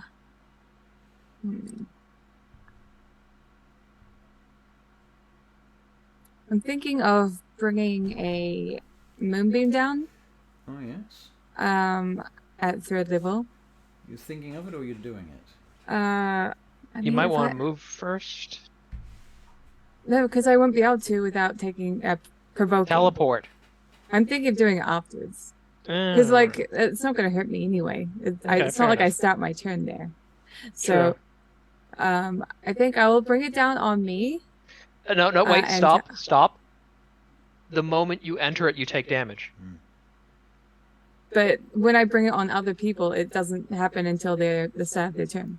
No, but it's when they enter it, or if they start their turn there. Yes, but I'm not entering it. I'm teleporting out of it. Up to Russell. If the moonbeam touches you, you're going to take damage. Well, the thing is, if I moonbeam myself and the others, should they not take damage at this very moment, if that's the case? Yes, but so will you. Well, they don't. But they That's do. not how it works. They do. It is how it works. how it They works. take damage because they're entering the moonbeam. Everybody inside the moonbeam takes damage. Oh,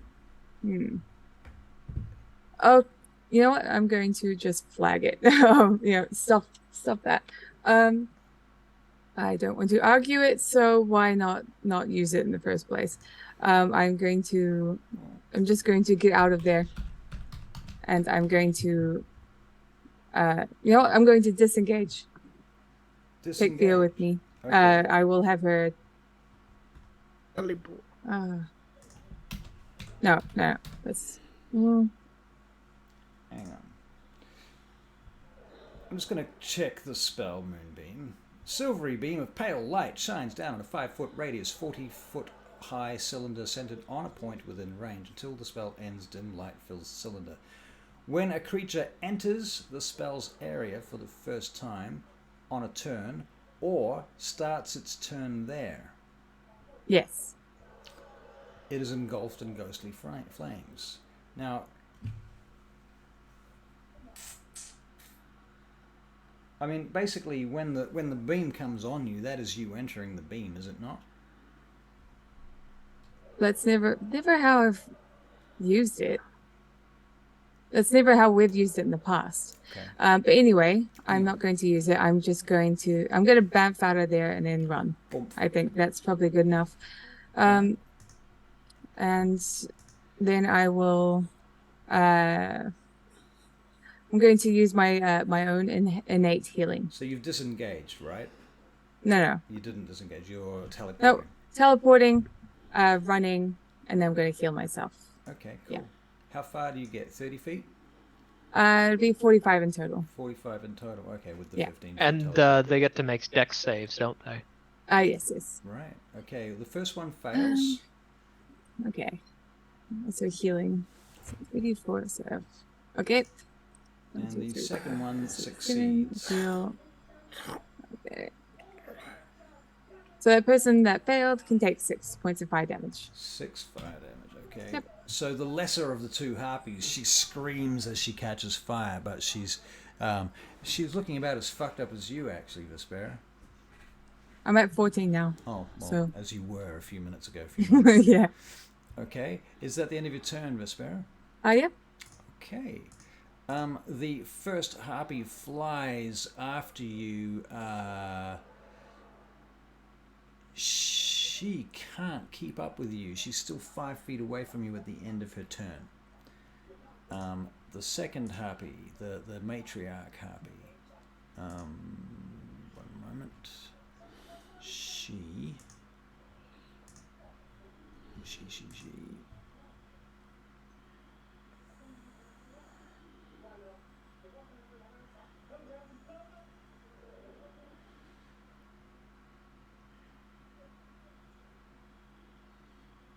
she can't keep up with you either.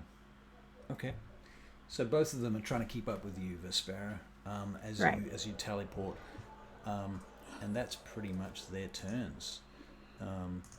So well done. You've managed to waste their time. Why would they? Should they not have dashed if they didn't attack? Well, they could dash, but what would be the point? To get closer? So that you can attack them? It was going to happen anyway. It's not going to make a lot of difference. I don't see it's going to make any difference, except that they won't have used their dash. Rokan, your turn. Matriarch. Hunter's Mark. Still. Yeah. Fire. Loving feelings. Okay, loving feelings. Longbow. First shot is a 23 to hit. That's a hit. That first shot does a flat 8 damage, plus 4 is 12, plus 2 is 14 to the matriarch. 14 damage to the matriarch. Here we go. 14. Boof. Okay, and your second attack, Rokan, is a flaccid 5, is a 12 to hit. Does that actually hit?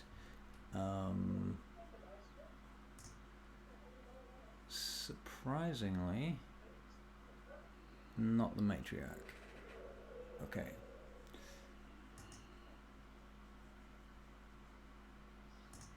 Alright, Rokan, that's basically your turn. Yeah. Yep. Feralt. Okay, so can I run so that I can get the 2 harpies in a straight line within 30 feet of me?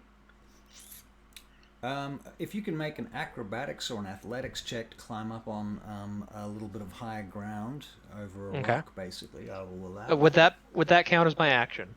No, that'll be part of your movement, but it will take 20 feet of movement.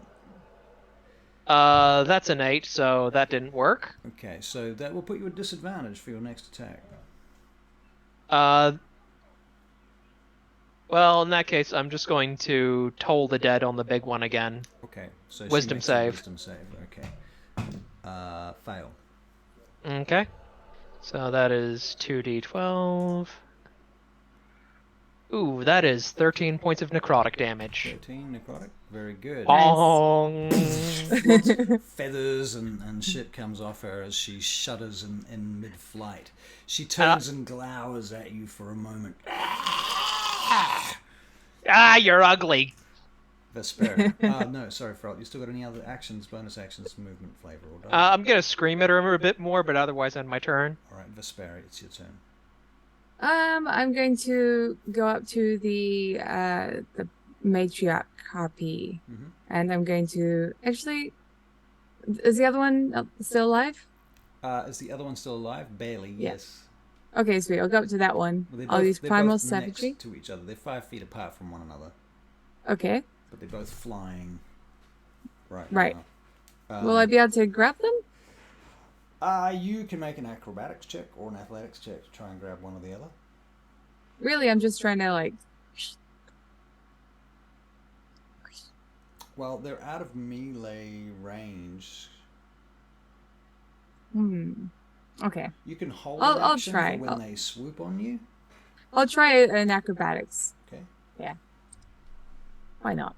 That didn't work. Okay. Okay. Okay, so that will put you at disadvantage to attack them if you want. You know what? Why not? Let's give it a shot. Give it a shot. Okay, so 12. 12. That will hit the lesser harpy. Excellent. All right. That's the one I was trying to go for. All right. Okay, so that is 10 points 10 points of acid. Of acid damage. Okay, so you tear her down out of the sky, ripping her to the floor. She screams as the acid burns through her, and she is mechanically dead. Okay. Do you have any other actions, bonus actions, movement, flavor? I will have Theo teleport us if So the dex, matriarch goes to attack me. So I need to make a dex save. If the If matriarch the goes to attack me, Okay, yes. well the matriarch is going to attack you, so Okay, then yes. So yes, okay.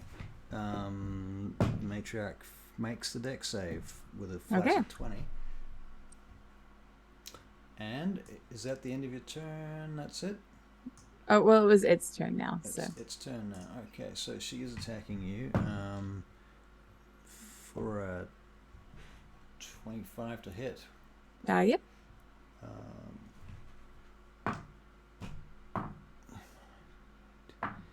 11 points of slashing damage. Okay. And a miss. What's your AC?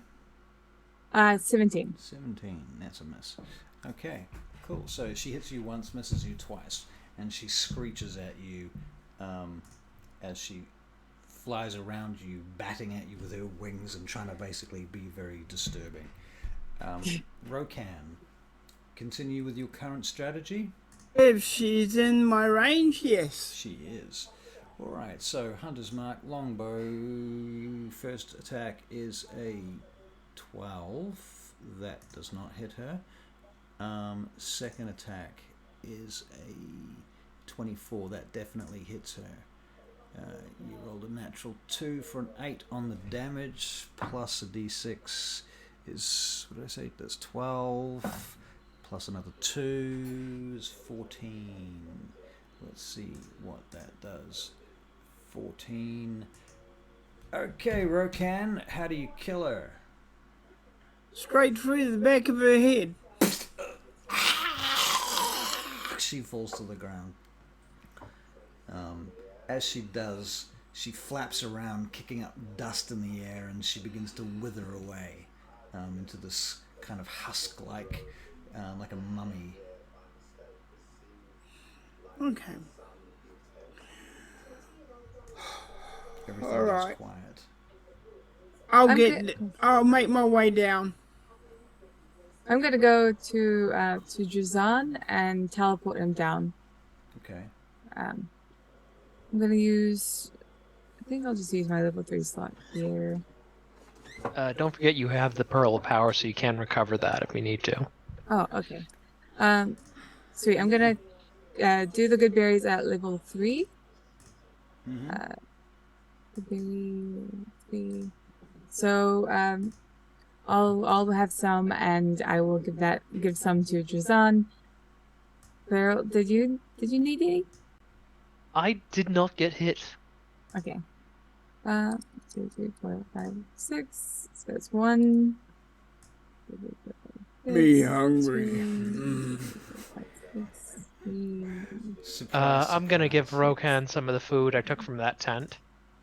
Okay. Oh, you good man. You good orc. Okay. So I had 3 left. I'm gonna give the remainder to Drazan, which would be. What's that? So it's 3d6. 3. Oh my god. Sorry. 18. 18 points. Okay. Excellent. This Baron need long rest. I need long rest. Yes. Definitely could do with long rest. Now here at, but we're not really in a good location. At 10 to 9 my time, I would like to quickly go and grab a quick break for a few minutes and meet back in 10. Okay. That's all right. Sounds good to me. And if we have to go over, we go over. Whatever it is, however it works, we shall make it work. And I'll see you all very shortly then. Okay. All right. Cool. We'll see you soon. Yep.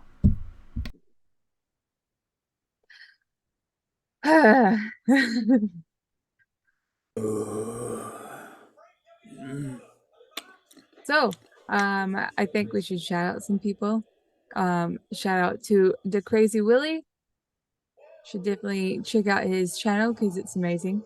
You can catch Pokemon, and he plays some really fun games.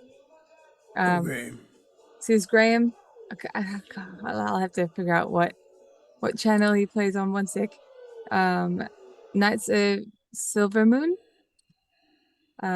is very, very cool as well.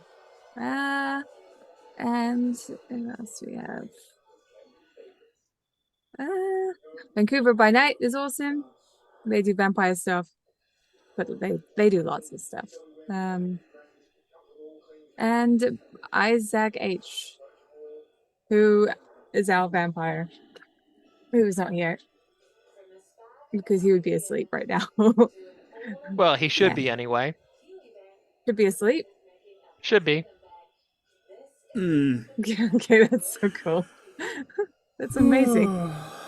Yeah. This is my artificer bullshit. Yeah. Keep showing everyone your artificer bullshit, okay? Okay. I'll be.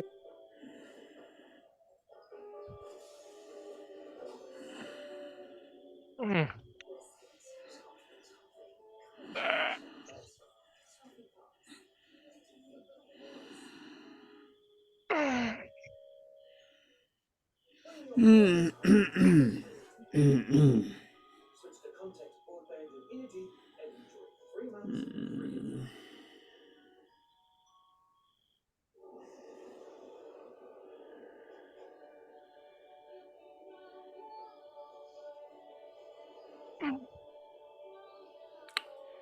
Oh boy.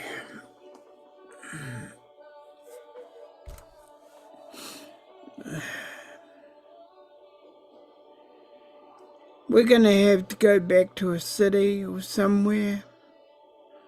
Because I'm gonna run out of arrows at this rate. Well, I did grab the arrows that fired at us by Knowles, but yeah, we'll need to come up with something. Yeah. Or we'll just have to kill people with arrows that already have them. Like it's... Yeah, just like track down or maybe we could find somebody we could just straight up buy some from, not everything's about murder. Oh, that's good. Yes. Me like peace too. Buy good. That is cool.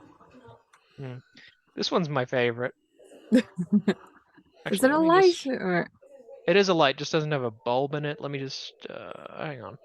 I'm gonna have to change my enemy.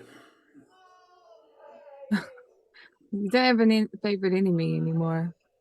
But that's very cool. I'll have to change it to the Barakyle. Once again, you don't have a favorite enemy.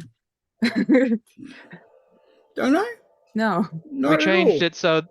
We changed it so that you could just pick targets twice a day. Okay. Just gives you a lot more flexibility, like because if Yeah. you're not encountering wizards for like a month, Yeah. Okay. you get more mileage out of it this way. Yep. Okay. No. Okay. In secret, I don't like the Barakyle. I openly don't like the Barakyle. They're not nice. Not nice. They're a bunch of bleeding assholes. Yeah. And I mean that in the absolute figurative sense. So the ring of prediction is only on saves? No, it gives you +1 to AC. +1 to AC. Well, it hasn't done shit to my AC. Well, do I have your to AC was do it? No, your AC was 16. Would have been 16 before. Ring of prediction. Just you're attuned. You're attuned to it, right? You clicked attune. Yes. But what it says on here is +1 to AC and save. Okay, yep. But it doesn't add it. Okay, let me see.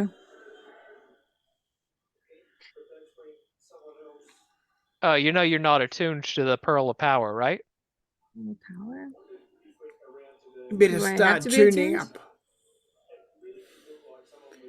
Oh, hang on. So let me see your inventory. What's going on? You better start tuning up. What? Okay, yeah, I do have to. Yeah. I'm pretty sure And I the ring did. as well. Yeah, okay, thank you. Okay, so, I already got so that. I'm looking. So you got studded leather, that's 12. Yes. plus dexterity, that's 15, plus Yes. your Shield. plus Which is shield, 2. that's It just hasn't added it. What the fuck? yeah. You're right. It should be 18. Okay, I'm overriding it. Yeah, I'll it's put weird. this. It's I like will not it's put. got it listed. Oh, I see, because you've already overridden your AC. Oh, okay. So it can only override. Wait. If you What? override your, it looks like, I don't know. Like check your customizing on the AC, see if they've got anything in there. Well, not in. Oh, it was at the point. Okay. Weird. Have you broken it or something? 12, 5. Yeah. Okay. Sweet. So my AC is 18 now. Yeah. So it's like it wasn't the ring was working. It's just that it was something existing there. What's my AC now? Your armor class, Barry, is 15. 15. It's not high. But I It's think not when bad, you're but- dual wielding, you get a bonus. Do you? Yeah, you got a +1 bonus when you're dual wielding. Okay, keep that in mind when you've got your axes out. Okay. All right. So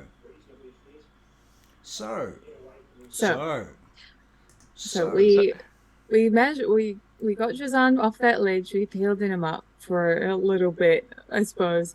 I healed myself up to almost full. Now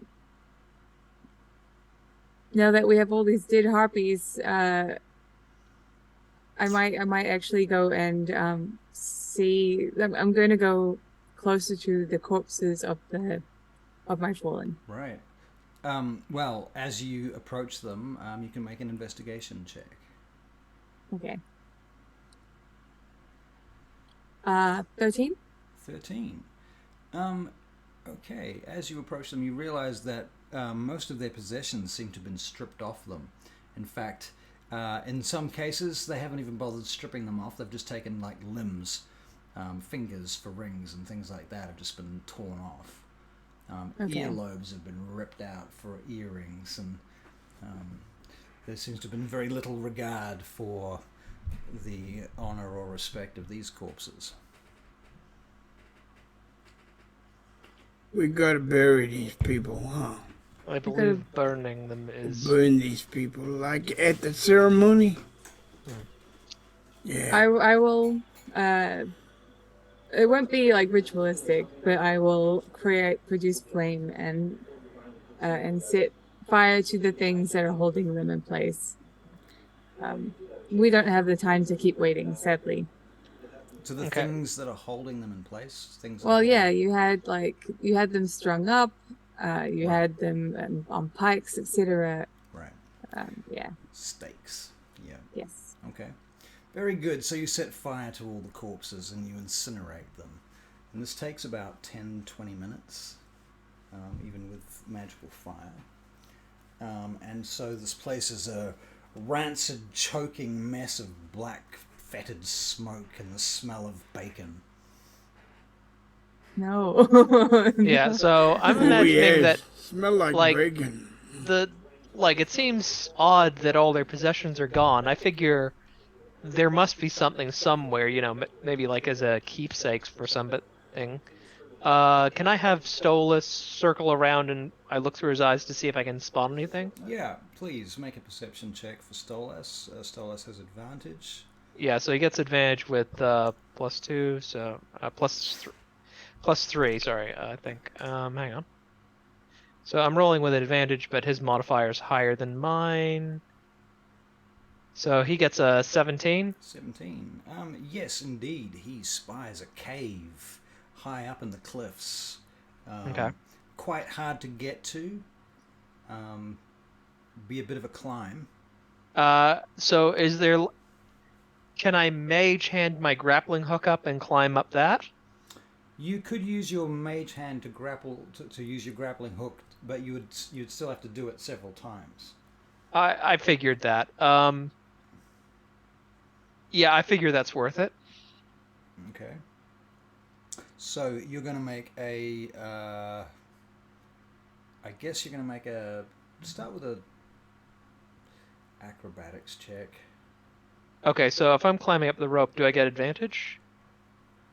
The thing is, if you get like a rope of climbing, typically a rope of Ah, climbing will give you advantage, but a rope doesn't typically. okay.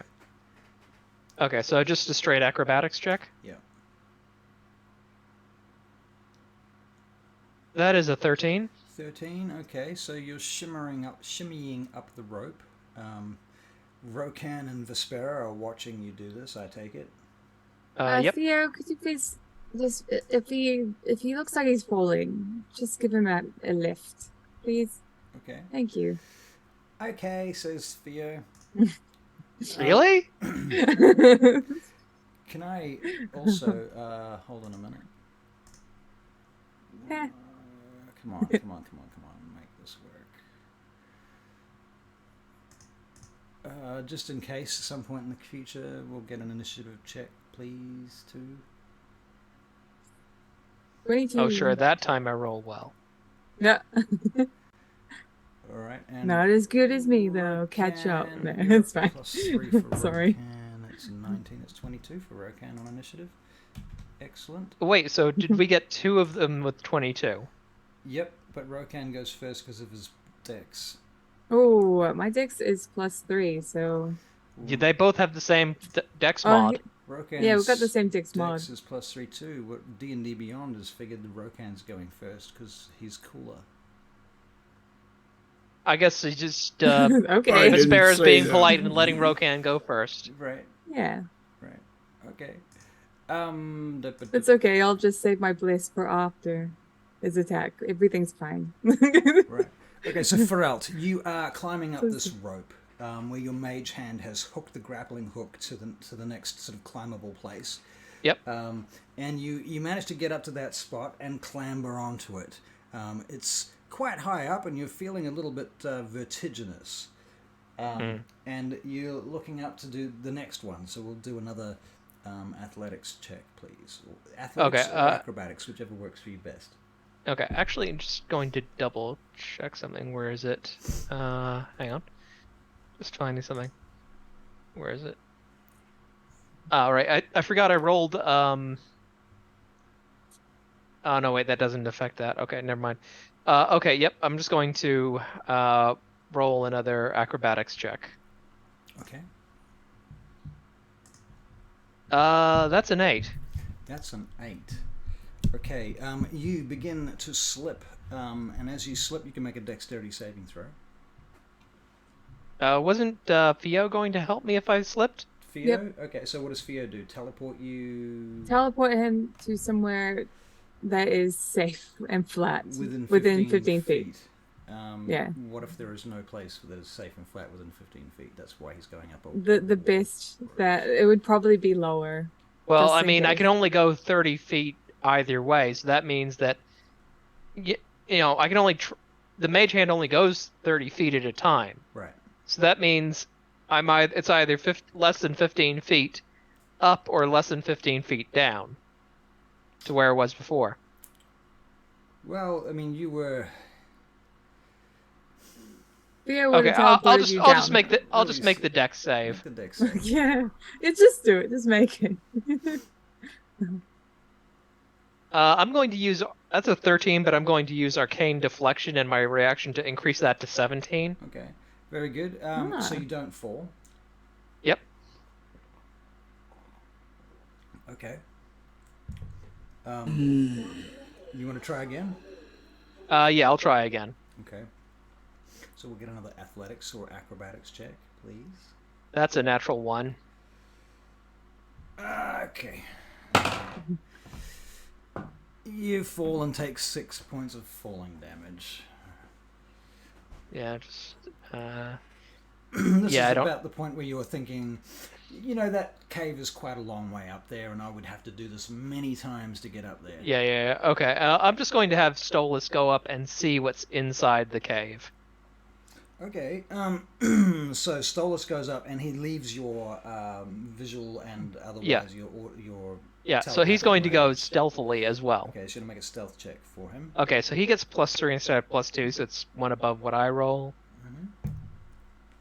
So that's an 8, so I guess, you know, he's an owl during the day, so he's trying to be stealthy, but He's an owl during the day. Right, so he sort of lands in the opening and goes, boo! Well, no, it's just like he's just like this owl in broad daylight. Yeah, I get it. Okay, so he disappears to do this job, and you don't know where he's gone. Okay. Just to go, basically, it's just go up, have a look in there, come back, and tell me what he sees. Okay. When he comes back, he gives you a vision of an area that looks like a total mess. There's a mass of bones and leftover bits of corpses and tatters of clothes and sparkling things amongst them all. There's all kinds of junk, but lots and lots of dead things. Okay. Well, and he wouldn't have seen any easier ways to access that cave, would he? Okay. Basically, I pass on to the others that that's what the situation is, and I recommend that we give it a miss unless they've got a better idea. No. It's fine. You can keep going. Yeah. We keep going. All right. So you decide to keep going. Yep. Yeah. All right. And Drazan sort of comes forward as you keep going. He says, "These are the corpses of the rest of your clan." They certainly are. You see Eonan's body torn apart. He's one eye is missing, and the whole side of his face is scraped away. But his hands are clenched in mid casting. Oh. I will go over to his... Oh, this feels wrong. I'm going over to Yonan. And There's only sort of half of him there. I whisper, "I'm sorry." And then I will try and find a way to return him to Ash. Okay, so you're going to burn him up. Yes. All right. Very good. You can do that. No problem. Drazan says to you, "I'm so sorry, Vespera. I'm sorry for all of you, for your losses.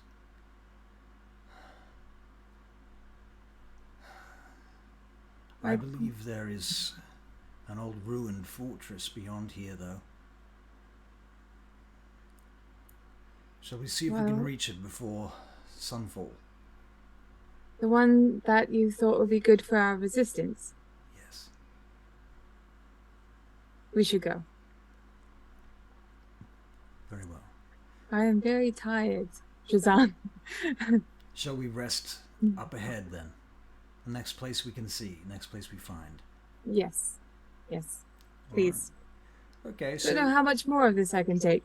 you guys travel forward for another hour or so before you find a campsite in this fairly narrow gorge now, and it sort of slopes up like a V shape on either side, and then it gets quite vertical further up, and you can see that there are caves and things along the gorge as you travel along it now, and of course, being in a gorge, half the sunlight just misses you, so you're in shadow all day as you travel through this area.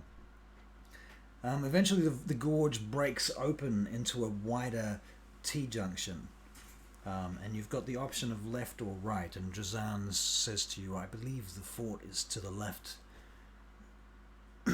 I think Right. it's that way. How did you hear about this place? My father took me riding around these parts once when I was a child. Wasn't like this then. I can imagine. All right, let's head on. All right. And so heading on, eventually the gorge breaks out into an open plain. Further wastelands ahead of you. It's dusty, and there's not much vegetation for a long way ahead of you. And you kind of realize that you're facing in the direction you're facing east. You're heading east from the location of DAGDAGIEL. And somewhere in each of you, in fact, I'll get you each to make a wisdom check. Not a saving throw, just a check. Oh, okay. Oh, God, how? Okay. Rokan's Hey. wisdom is a +1. Much wise. 20. 20. 11. 11. Okay, so Rokan and Threlt, you both feel uncomfortable about where you are and where you're going. Vespera, you are aware that you've seen a map of the world, and you've seen a map of where DAGDAGIEL is in the world, and you know that the direction you're going eventually, after a long way, leads to the Parkard Rift. And that will cross across in front of the direction that you're going. Maybe 2 or 3 months ride, or maybe weeks. You don't know how far. You've never been that far. Okay, right. It's an unsettling feeling. Now out into What is that? And out in What the is distance, now you can see the fort on the horizon. Open plain, and there's just this fort in this dust cloud. Ah. So is that the place? Aye, that would be the place, I think. That would be it. Is this really going to be a good location? Good for what? I mean, good for defense, good for hiding, good to go to get away from the city and the Barakyle envoy, perhaps. Good to hide ourselves and any resistance that we're able to... I don't know, Vespera. Perhaps I'm thinking we can take this place and make it ours. I think it's a good idea. As long as it has what you've said it has. If it has defense and everything. Well, we'll see. I mean, no one much knows about it, so there won't be much traffic. Okay. So, I'm wondering, do you know if there's a source of water nearby? I don't know that. Okay.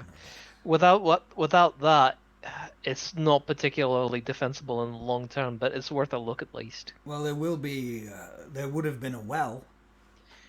Aye, there would have been, but who knows if it's still drinkable. As I said, we'll have a look, Aye. but we need to bear in mind that if it's been abandoned, it'll be abandoned for a reason. Look, when it comes to water, you don't need a stream going through. You just need me. And when it comes to if there was a well in there and it was full of murky, gross water, once again, I can help. Okay. As you say, then.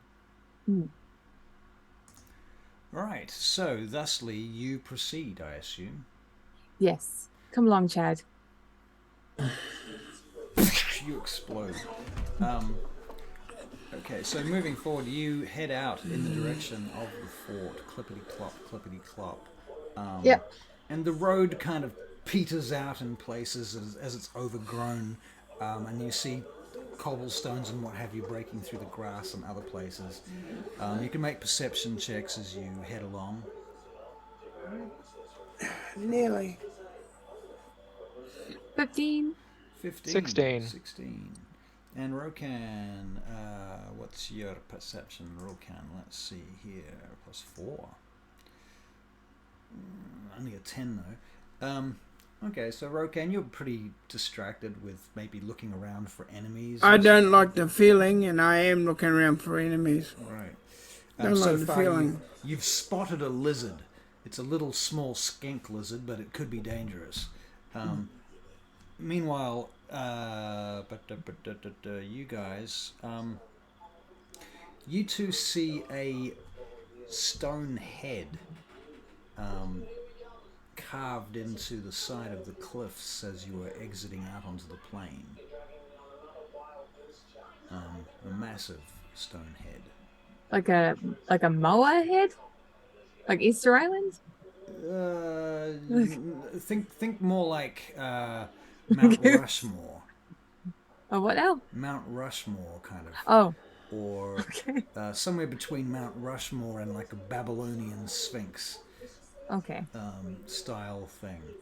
But in this case, it looks like an individual, seems to have elven features, appears to be wreathed in flame, Vespera, and sitting on their knees, holding their hands wreathed in flame.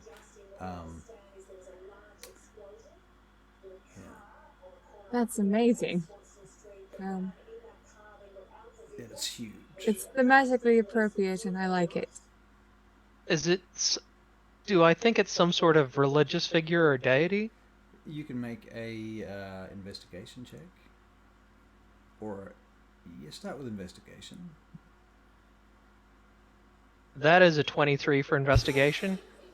You think it might be. You can make a history check with advantage if you like.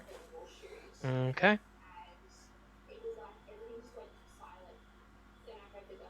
That is a 16. You surmise that this is a image of Israel, who immolated himself after he wrote the prophecies of the The Lich. Yeah. Okay. So I tell the others who I believe the statue is. Okay. So, what do you say? Yeah. Israel.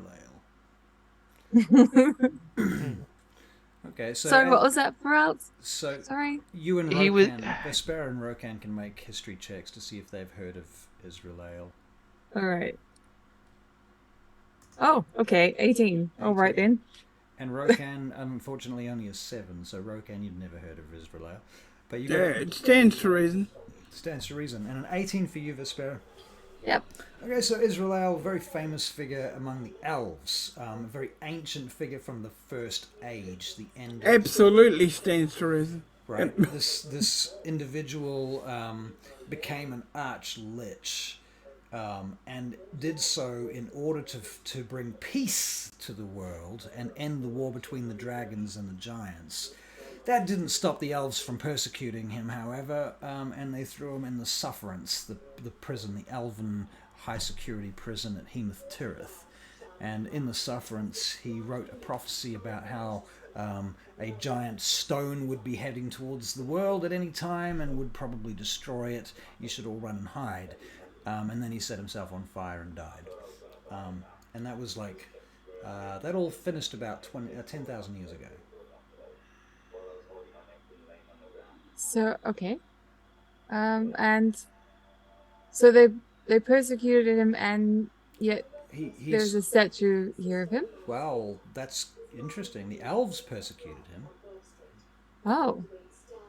What's So- interesting is the stone that Russell just mentioned was the Parkard meteor, I believe, Yeah.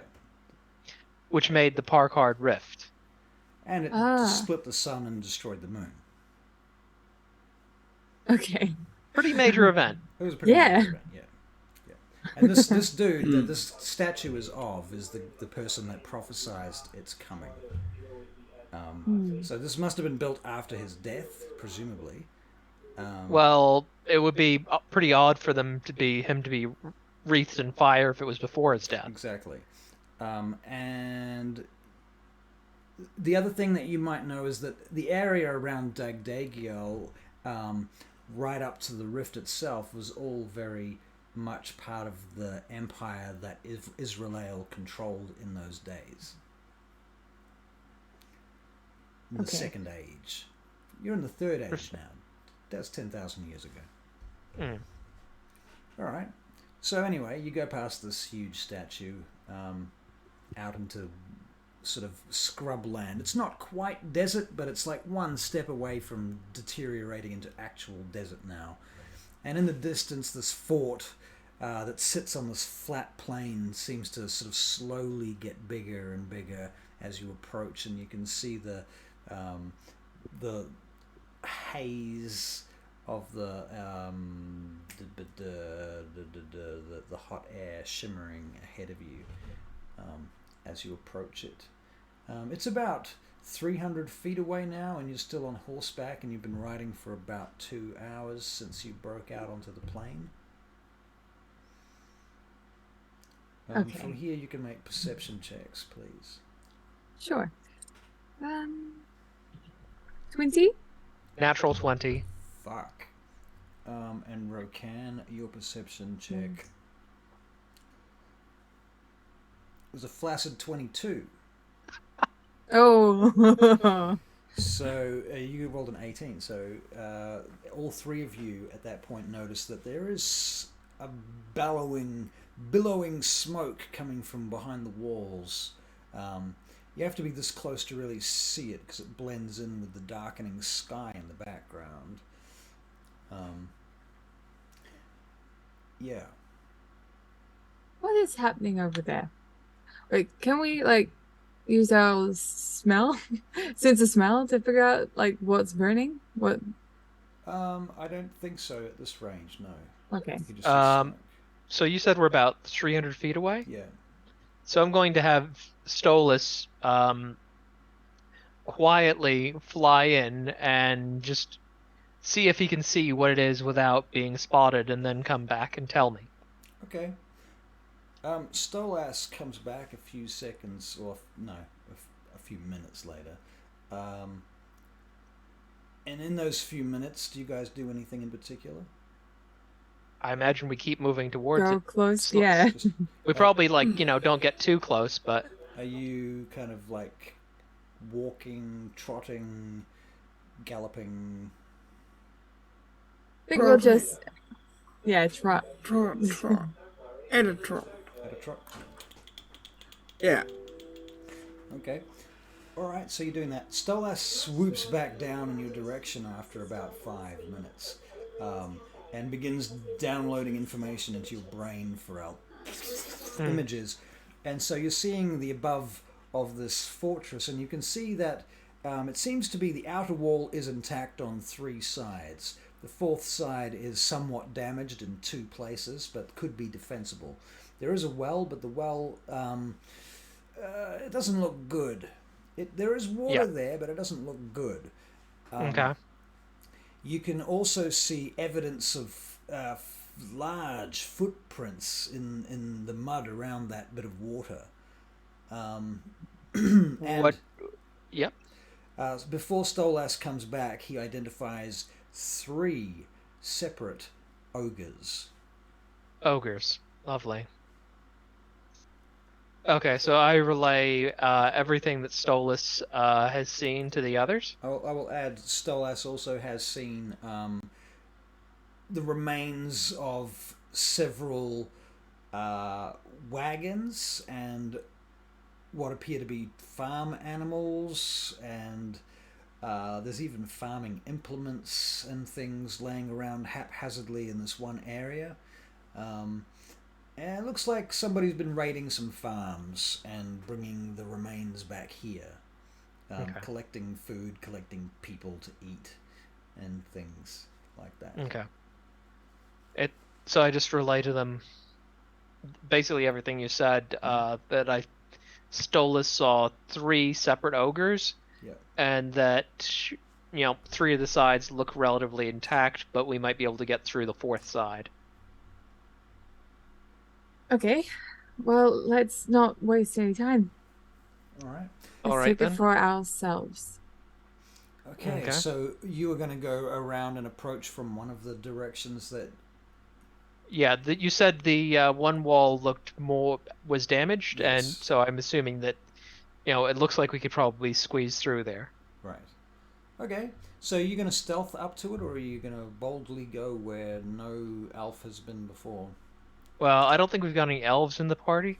Well, you know what I mean. Yeah. I'm gonna be sneaky about it. Okay. So we'll get stealth checks. Are you anybody casting any spells? Pass without trace. Pass without trace. Pass without trace. Okay. Do you have the spell spray? Yeah. Yep. And you've got a. Good, because Barry, you also have Zone want of to use Truth. I have what? Zone of Truth. Just in case you ever need it. Okay. Okay, so you've got Pass Without Trace. That's a second level spell. I'm using a second level spell slot for you. You've got 1 second level and 2 first level spell slots left. Just so you know. Okay. Okay. Now, the stealth checks. Stealth for Barry is +9, but with another +10 from Pass Without Trace. So his first roll was a natural 3, which brings him to 12. So he still gets 22 with a natural 3. In fact, with Pass Without Trace, Barry, you can't roll lower than 20, even if you rolled a 1. Okay. That's frightening. Okay, so he's on a 22. What did you guys get for stealth?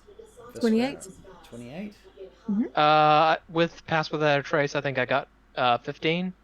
15. Okay. With it. With it. Not yeah. before it. I see. Yeah. Yeah. Okay. All right. So as you guys are riding around, there's kind of like a circular pathway that leads around the castle, the fort. And it's not all even either. And you can see there are stones that have been marked out from the walls. In fact, I will get an investigation check from everyone if they care to make one. Okay. Oh, sure. Now I roll high. Oh, Hey! wait, Don't worry. I Rokan got is an this. 8. Natural 20. it's what's weird is the dice showed 18, but then it came up as an 8. Don't worry about what I mean. The visual of the dice is that's performed. Yeah. It's just digital, just graphics. I wouldn't worry about that. Yeah, I know. It's just It's frustrating. I'm like, ooh, 18, and then it's like, no, 8, and it's just That's annoying. bloody D&D. Natural 20. Okay, so you got a natural 20, and what did I roll for you, Yeah. Barry? We're doing investigation, weren't we? Barry's yours is a natural 10. So yeah, okay. You see these stones at regular intervals, and they have scratch marks on them as you're approaching. They're range markers, aren't they? They are. That is exactly what they are. You're getting the impression that this is like where catapults will go, or ballista, or something like that. And they look very old and embedded in the earth as well. So these are ancient markers. And as you go around the building, around the outside of the fort, Vespera, you ride past this gap. Rokan, you ride past this gap. And Feralt, a spear comes hurtling at you. What's your armor class? What's the roll? Well, I'm telling you to roll. I don't know what your armor class is. Okay, well, my armor class is 18. Your armor class is 18. Okay, that would hit you. Are you silvery barbs or anything like that? Well, in that case, if I see something coming at me, I'm going to use my reaction to increase my armor class to 20. Okay. I'm going to say that... Okay, no, you can do that. You can do that. Okay, so let's see. That's... increase it to 20. Okay, so it misses. Okay, so this javelin scrapes off your shield. Yeah, basically just... I see it and just magically move that my shield that little bit more to deflect it. Yeah. Hey. And it kind of bounces off the wall. Now, Rokan and Vespera, you're both going to have heard this behind you, because Feralt's going to be a few feet behind you at this point. You're Vespera, then Rokan, then Feralt. That's how I've got it in my mind, unless you want to change that around. Unless Rokan wants to It be is front. weird that I'm leading, I don't know. to be fair. Yeah. Well, how do you want to be? Rokan at the front? Yeah, because he's our ranger. Yeah. Well, you guys don't have a tank, so... Yeah. Yeah. He's... And Vespera's AC is the same as mine now with that ring. Right. Okay, well, the javelin goes flying past you in any case. And this ogre leaps up into the hole. It calls out, screaming at the top of its lungs. Its breath you can smell from where you are, Feralt. It's about 10 feet away from you. And then it leaps down next to you. Now, Rokan, you're at the top of initiative. What would you like to do? Usual. Usual. See him, hunter's mark, Okay. and fire. You're not predictable at all. Okay, no, that's good though. It's good to have systems that work. Okay, Yeah. so you see him, you hunter's mark him, so that's going to be a spell slot. I got a beast mark or something, don't I? Beast mark, beast something. Favorite beast. foe. When you hit a creature with an attack roll, you can mark it as your favorite enemy for 1 minute until you first time hit the favorite enemy, deal damage, including you mark it. You can increase that damage by a d4. First time on each of your turns. Okay, so you can do a favored foe thing 3 times per long rest. Yeah. Remember, if you get reduced to 0 hit points, you can be reduced to 1 instead because you're an orc. Okay. Slayer's Prey, bonus action, designate creature, extra d6. I mean, you could Hunter's Mark, favored foe, which is not even an action or a bonus action from what I can tell. It's a special thing. And you could use your... what was it? The thing you did before? That special feature that you're doing... Monster Slayer, Hunter's Sense, Slayer's Prey. Right, bonus action. Okay, you can't do that because it would be... Okay, but you could do it on the second turn. Yeah, Right, okay. So, anyway, in this We'll case... do it in that order. Alright. So Rokan is attacking with his bow. Plus 7 to hit. That's a 13 for the first attack. Does that hit this guy? Does it? It does. It actually does. Alright. Rokan, you do 1d8 plus 6, 13, plus a hunter's mark, 15, plus your extra d6. Where did I say that was? 13, 14, 15, 19 damage from your first attack.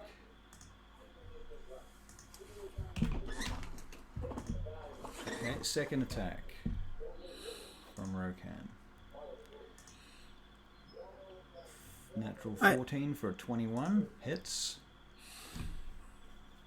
A 7 from the longbow damage. Plus 1 from Hunter's Mark. So 8. Okay. That was both attacks? Yeah. Yep, okay. Vespera. I'm going to get out Theo. That's going to be my action. Alright. And prepare to teleport if I get attacked. Alright. Please. Thank you. Very good. So that's it. You're just basically gonna. Well, honestly, it's good to have Theo out at this point. If we're going to clear this place out, we might as well All right. have her out. Very good. Is that the end of your turn then? Yes. Okay, Fraut. Okay, so this guy's 10 feet away. I'm just going to firebolt him. All right, roll to hit. That is an 18 to hit. Hits. Ooh, 17 fire damage. How do you do that with a firebolt? Like, what is the Yeah, how? how do you get Teach me. 17 damage out of a firebolt? Well, because it's above level 5, it's 2d10. I see. That's what I was trying to tell you last week, that after level 5, the damage goes up. Right. Excellent. But then you said, no, that wizard doesn't have levels. Ah, I see. So basically, I am going to, move away from him. I'm going to use my 30 feet to get away from the ogre to put distance between myself and him. Okay, and your firebolt has bloodied him, by the way. You scar his face horribly with that firebolt. Oh, lovely. Okay, and how far away from him are you? I'm going to be 40 feet. 40 feet away. Okay. Cool. Well, the bad news is that he moves 40 feet per turn. Well, at least that means he's also away from the others. That's true. So he goes scuffling now in your direction, Feralt, because you were the first person that he found anyway. Yeah. And he raises his great club and swings it at you, trying to knock you off your horse. You're still on horseback, right? No, I would have Drop to the ground. I would have gotten away from the Dismounted. horse because like if I lose that horse, I'm gonna be screwed. Okay. So I'm just like, no, I'm like getting the hell. That's why it's 30 feet because I'm on foot. Otherwise, it'd be 60 feet. Very good. Okay, so great club comes swooping at you. 14 to hit's not going to hit you, is it? Not even close. Woof, it swoops over your head. And in the distance you hear...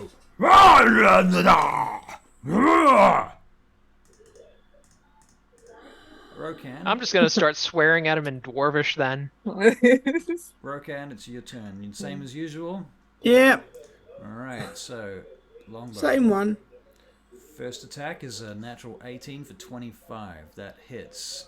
Does 7 points of damage off the bow, plus another 6 from the hunter's mark, plus another 4. So 17 points of damage from the first attack. And that slays the ogre as he is bearing down on Feralt.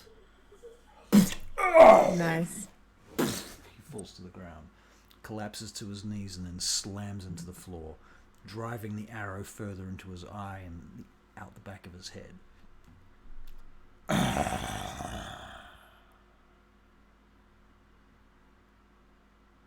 Okay, for Sparrow, what would you like to do?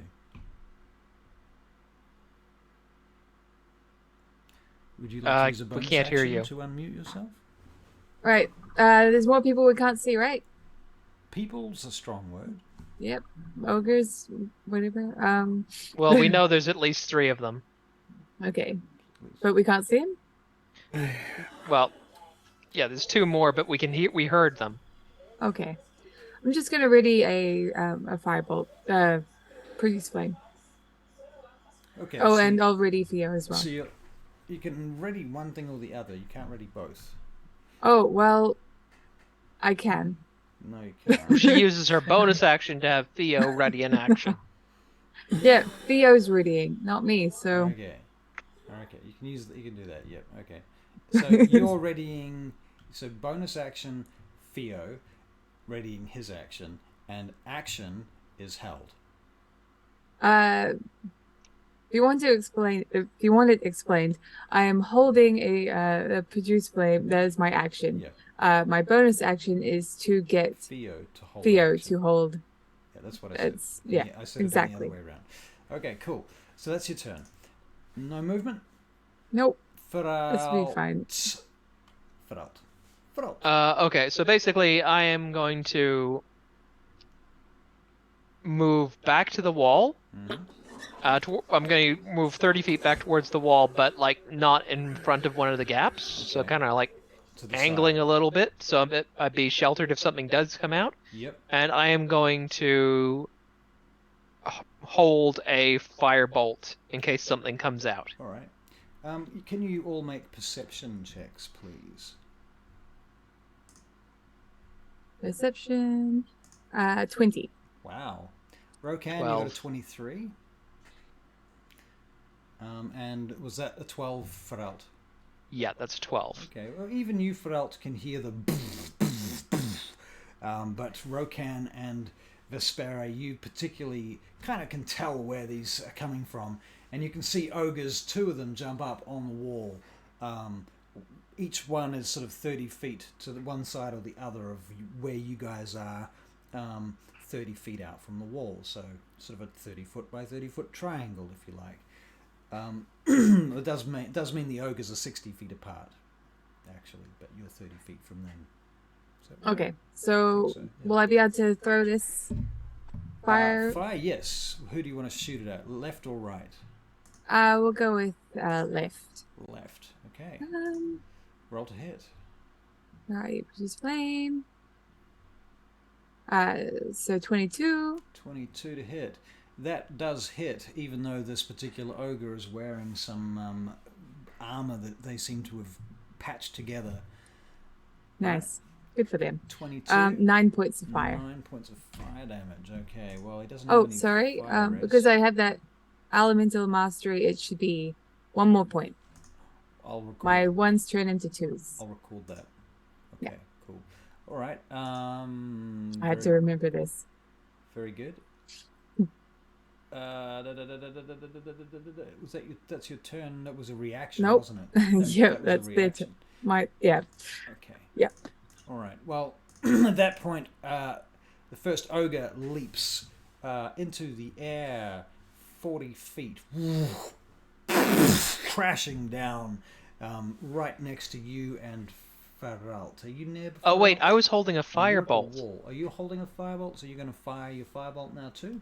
Yep. Does a 19 hit? Does indeed. Are you going for left or right?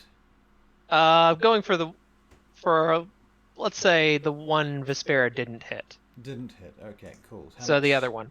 So that's 11 damage. 11 damage. Okay, boof. Very good. Cool. So he lands. Whereabouts are you guys in relation to each other right now? Faralt, you're against the wall. Is that right? You went Yeah, to I'm the- against the wall. Imagine Vespera's nearby. Yeah, Vespera, you're like 30 feet from Faralt. Okay. And, Sure. and then you've got Rokan up at the front, another sort of 20 feet beyond that. So he's like, let's put Rokan at 50 feet. And I say that because he's using ranged weapons and he won't care. Yeah. Yeah. So if that's all right with you, this ogre is going to leap to Vespera, great clubbing her. And Theo will proc, and you'll have to. 14 to hit, and Theo procs. Yeah. Okay. Do your Theo. I teleport with her, and he has to roll a Dex dex save, Okay, he gets a 12 for his dex save. and he will take 3 points of fire. Wow. Oh well. Eh. All right. The next ogre leaps down on Faralt with a great club. For 18 to hit. Since I see it coming, I use my reaction to increase my AC to 20. Okay, very good. He misses, slides Well, off actually, your. no, just basically slam down on my shield, basically. Yeah, if it slams down on your shield, you're going to break your arm. Let us say that. Well, I deflects deflect it with my shield. I deflect it with my shield. Okay, I perfect. batted to push it, nudge it to one side, and kind of like. Sounds reasonable. Rokan, it's your turn. So we're going to fire some longbow shots, yeah? At the one that's on Faralt. Okay, so your I'll first move attack. my hunter's mark. All right, your first attack is a natural 8, but comes to 15, which hits. Your second attack is a natural 14 that comes to 21, which hits. So the first attack is 12 points of damage plus a hunter's mark, which is 6, so that's 18, plus another d6 from the racial trait. What do we say? That's 20 points of damage. 20. Okay, that one's bloodied. You've definitely injured it significantly. Your next attack, Rokan. I said that hit too, didn't I? Yeah.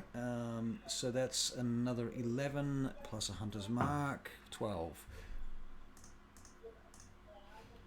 12. Okay. All right, great work, Vespera. And I'm going- Rokan, you pop back into cover, yeah? Yes, always. Always. That's Vespera. my system now. Okay, Vespera. And the other one is I look for a high place normally if there is one. Okay. I'd like to run up to one of them, Yep. The one And that's I'm bloody going or the to- one that's not bloodied. the one that's bloodied, Okay. and I'm going to use primal savagery on him. Okay. Roll to hit. So 16. Hits. 6 of acid. Oh, okay. 4 points of acid. That's fine. And then I will have Theo teleport me when this dude. So 4 points of acid damage. Is that right? Yeah.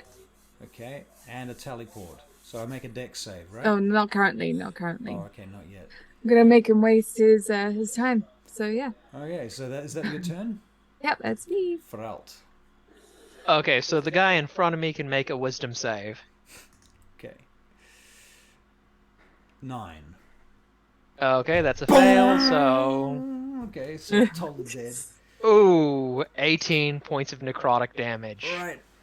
His whole This is skull amazing. splits open from the shaking of the bell as his teeth fall out, and it just wrings his eyeballs out of his skull until he just collapses, holding his head as it's like his skull is fracturing from the sound, and he dies.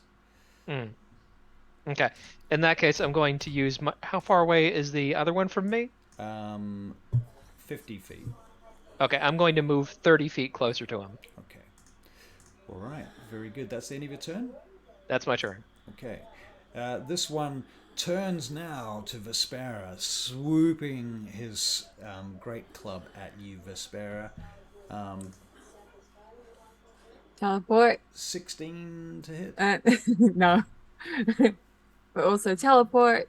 Dick save. Teleport deck save. Fail. Excellent. 2d6.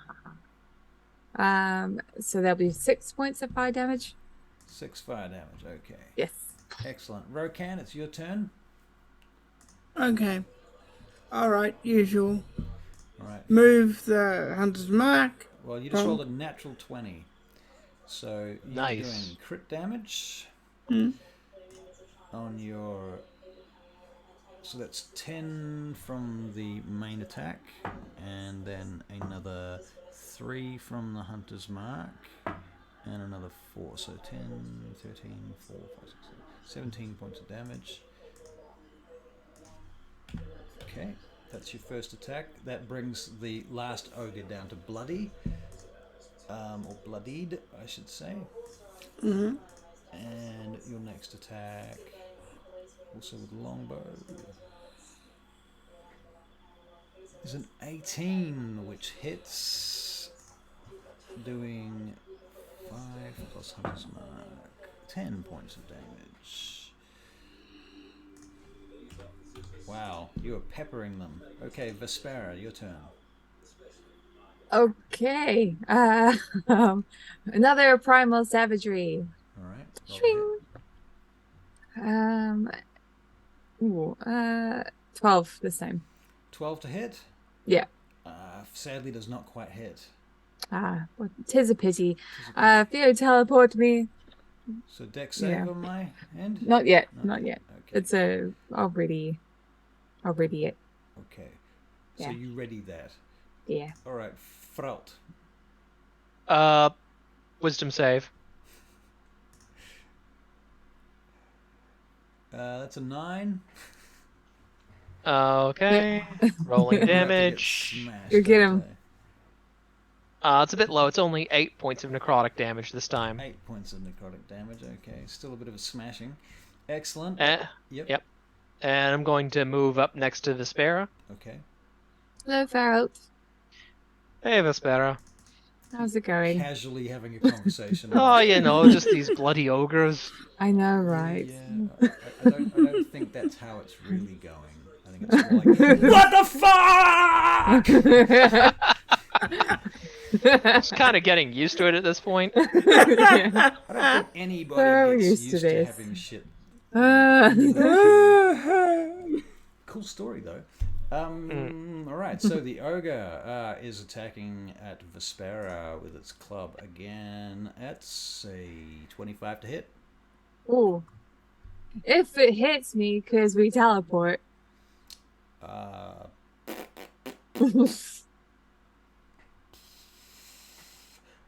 right, so it moves to attack you, and you've told Theo to teleport you if it attacks you. Yeah. Okay, so it makes a deck save. Yeah. 2. Theo is such a troll. Yeah, Did you say 2? Yeah, 2 was my deck save. Oh my goodness. So Okay. he walks into it and takes 8 points 8 of points damage. of fear. Okay, and Fire.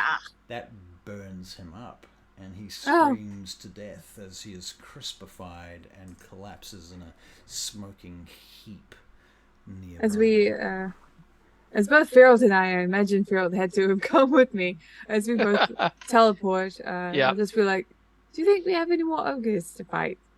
3? Do you think 3 was the number, or did Stolas It's like, come across many that's others? Stolas saw 3, but I'd be on my guard.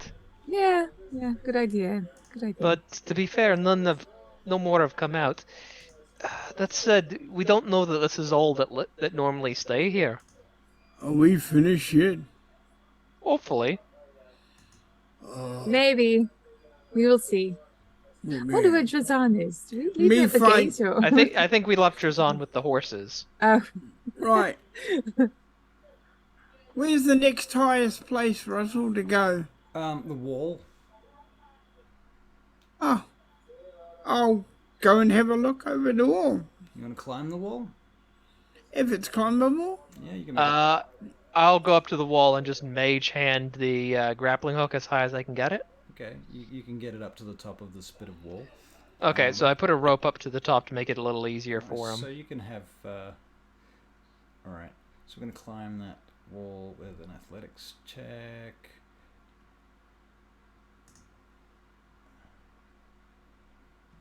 $20.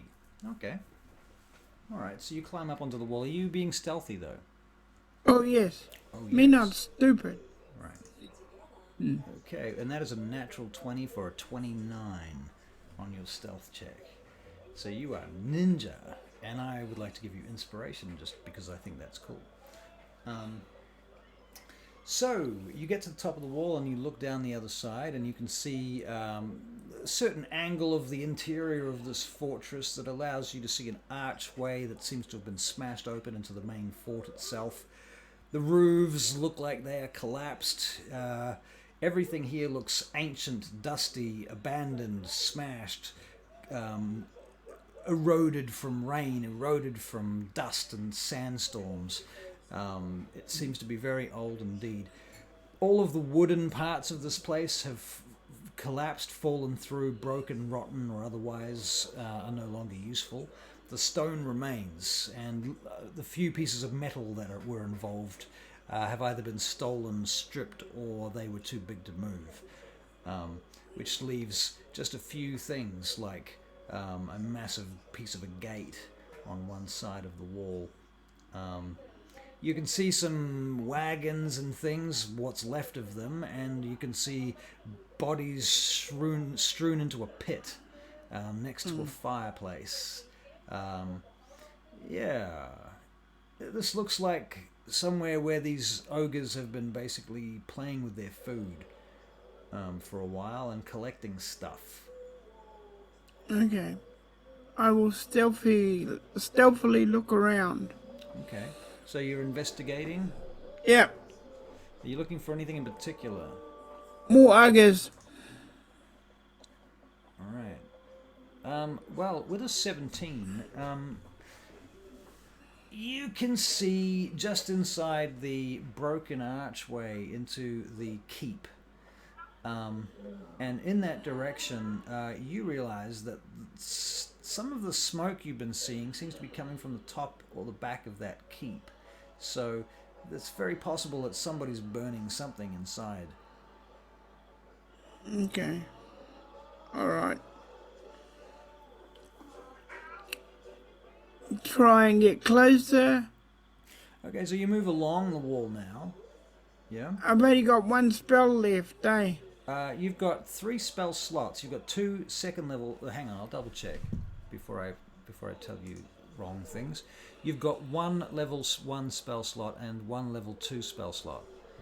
Remember, you can use a level 2 to cast level 1 spells, but you can't use a level 1 to cast level 2 spells. Okay. So you technically can cast 2 level 1 spells, or 1 level 2 spell, or 1, 2, and 1, 1. So I'll cast Pass Without Trace. Okay. So you're going to cast Pass Without Trace, so that's all your level 2 spell slots gone. Boof. Okay. Alright, you've got 1 spell slot left, level 1. Okay. And that's good for Hunter's Mark or That's Zephyr Strike. exactly why I kept it. Yeah. Yep. Alright. Yep. So you've done that. Pass Without Trace. You've already stealthed onto the wall with a natural 20, so going along in that fashion, you can sneak up to the entranceway to the main fort if you wish. Yeah. All right. So Ferelt and Vespera, Rokan's disappeared over the wall, or up onto the wall, and then moved off. I'm going to send Stolas up over the wall after him. Okay. All right. So you can see Stolas following you, Rokan. For a little And I'm while. going to share senses with Stolas. Okay. So sharing senses, that takes you about 100 feet over the wall. Yeah. Until the point where you see Rokan is approaching the entrance to the interior of the keep itself, within the wall, within the outer wall. And that's about where the sensors begin to drop off. So at that point, I'm going to tell him to just follow Rokan and then come back and get me if anything happens. Okay. All right. Rokan, as you're sneaking super carefully, like an invisible ninja of old, into the exterior row of columns along the outside and towards the main entrance, as you get up to the entrance where you've got your back to the wall and you peek around the corner, and just as you're doing that, this fucking great owl goes and Well, Stolas is swoops being sneaky as well. past you. Can you make a stealth check for Stolas, please? Okay, so he's got pass without a trace, but he rolled a natural 1. Okay. So as I say, this owl goes and lands not very far away from you. I literally go, Robert. Right, you're like, fuck. Okay. Yeah.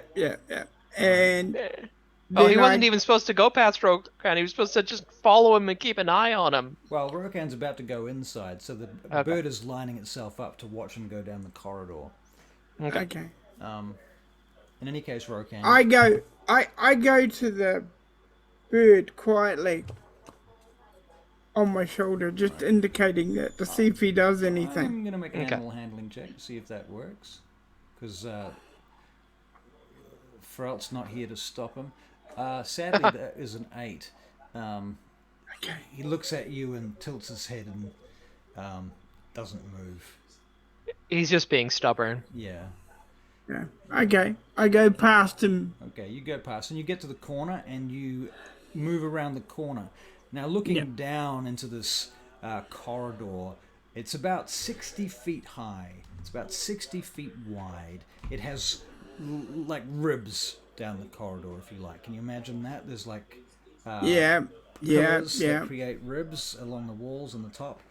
Yeah.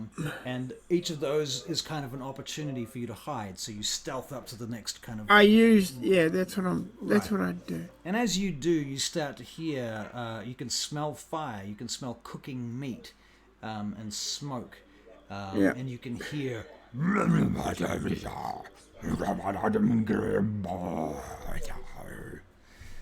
Okay. And you move up further, deeper and deeper down this corridor, and you can see these silhouettes on the back wall of this large chamber, what must have once been like a king's megaron, like a throne room. And looking into this decimated throne room, you can see everything is smashed. Nothing remains of the old times here. Everything has been looted, stolen. It's just rubble now. Pillars fallen to the ground. There's slate, pieces of broken slate across the floor. Tiles and what have you are all cracked. And the silhouettes of these 2 more ogres here. And they seem to be fighting over the remains of a horse. And then fighting about this. Okay. You can see a big fire pit. There's a big fire going. All right. You see some pieces of wagons, and there's a wagon wheel inside the fire. Okay. Now, if they're standing right up, hey? Yeah. Can they get to me from where they are? Well, if they knew where you were, they could, but they would have to spend. They'd have to run to you, and you'd probably get a few hits at them before they got to you. There's 2 of them.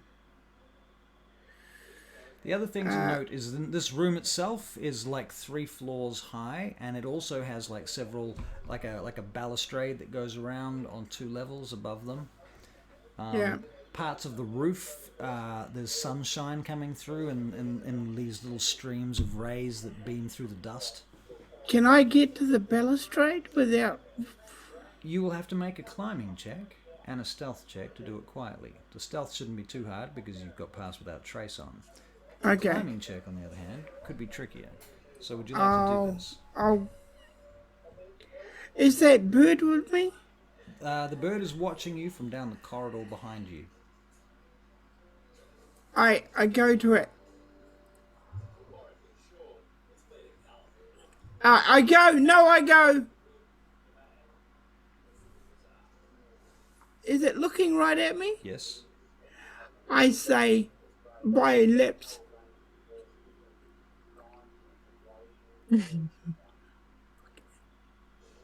What? I don't know what he said either.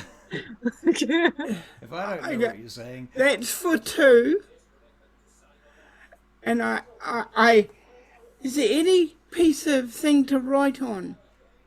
How much time do you want to spend doing that? If I can't find anything immediately, like chalk, for instance, like that. Well, the thing is, Stolas, if you send Stolas back to me, he can tell me what he's seeing. Yeah, but he can't see them from where I... That's true. where Stolas he can't is. see what Rokan has seen. Okay, I see. But he can certainly hear it. But Stolas has been instructed to just keep following him. And basically come back if anything happens, but he would be... Like, he's not a genius, but if he gets the message that Rokan's telling him to go back and get us... Okay. He might be able to figure it out. Well, I'll tell you what, I'm going to make another animal handling check for you, Rokan. It's a 3-7. Okay, I think that the dice have spoken. This plan is not happening. Yep. Okay, all right. Okay, I'm gonna stealth back to the bird. Yeah, you're next to the bird. Now, if I say something near it in a whisper, will it go to him? You don't have a clue. You've already tried animal handling. It's not gonna work. It's ignoring you. It's doing its own thing. It doesn't care about you. Like, it's watching you, but it's just a robot. Okay. You can still hear the ogres arguing, but that being said, now they seem to have quietened down again. Okay, I'm going to make my way out. Okay. Back to very them. stealthily and make my way back to them. All right, no problem. You are able to achieve that with no great difficulty, especially with your pass without trace. So Rokan arrives back to you guys, Farelt and Vespera. He appears on the wall, drops down. We got 2 ogres in the throne room. Well, let's go kill them. It's better not to leave him here. Well, we can't have them live here. I know. I'm saying I don't want them behind us either. I make a produce flame and I'm ready to go. I will just start heading towards the door. All right. So, as Vespera produces her flame and walks through the broken entranceway into the courtyard, heading towards the fort entrance itself, across the courtyard, we shall fade to black and play our end credits for this week. And we shall pick up again as you head into the fort next week. All nice. Okay. Yep. Let's get ourselves a base of operations. All right. Well done, everybody. Thank you for your time. Thank you for watching, if you've been watching. And we shall raid some people. Thanks, guys. Okay, good night. Excellent. Thank you, Barry. You have a great night. Thank you all for playing and stuff like that. Thanks, Russell's parents. Yeah, right. For having having Are you in the funky kitchen? place. Where are you? No, this is an office. Oh. Hold on. I haven't done anything with it yet, so I'm sort of not showing you too much of it. But right now it's a fucking mess. There's not much here. It's a start. That's what it is, Russell. It's a start. That's right. So I will have to get all my shit back up on the walls and do all that stuff and blah blah blah. New scenery to deal with, but that's all good. Yeah. Yeah. So I'm in Birkenhead, by the way, Avery, and we may also be able to use this location as a physical location too sometimes for Sunfall or other games. Okay, that's cool. So yeah, cool. All right, guys, let's do a raid. Raid a channel. Yep. Okay. I can't believe like the crazy Willy isn't streaming right now. We could have sent everyone off to him. Right.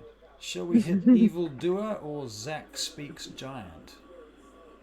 Well, Zach speaks giant because giants are quite close to ogres. Right. Okay, we're gonna hit those guys. All right, people. Interesting logic, but okay. Yeah, I didn't see it either, but Yeah. I just go with the flow is what I found with Charlie. Is like just Yeah, fair enough. whatever Fair she enough. says, just nod and smile, and then oh, you're still there, Charlie. Sorry. Yeah, that's all I ever do too. Right. Just Okay, so we've rated Jack Speaks Giant. Zach Speaks Giant, not Jack. Okay, cool. okay. And thank you guys once more, and we shall tidy up here. Yeah. Oh. I'm glad that you have things sort of sorted. It's getting there. It is Good. Yeah, Good. thank you. End the stream.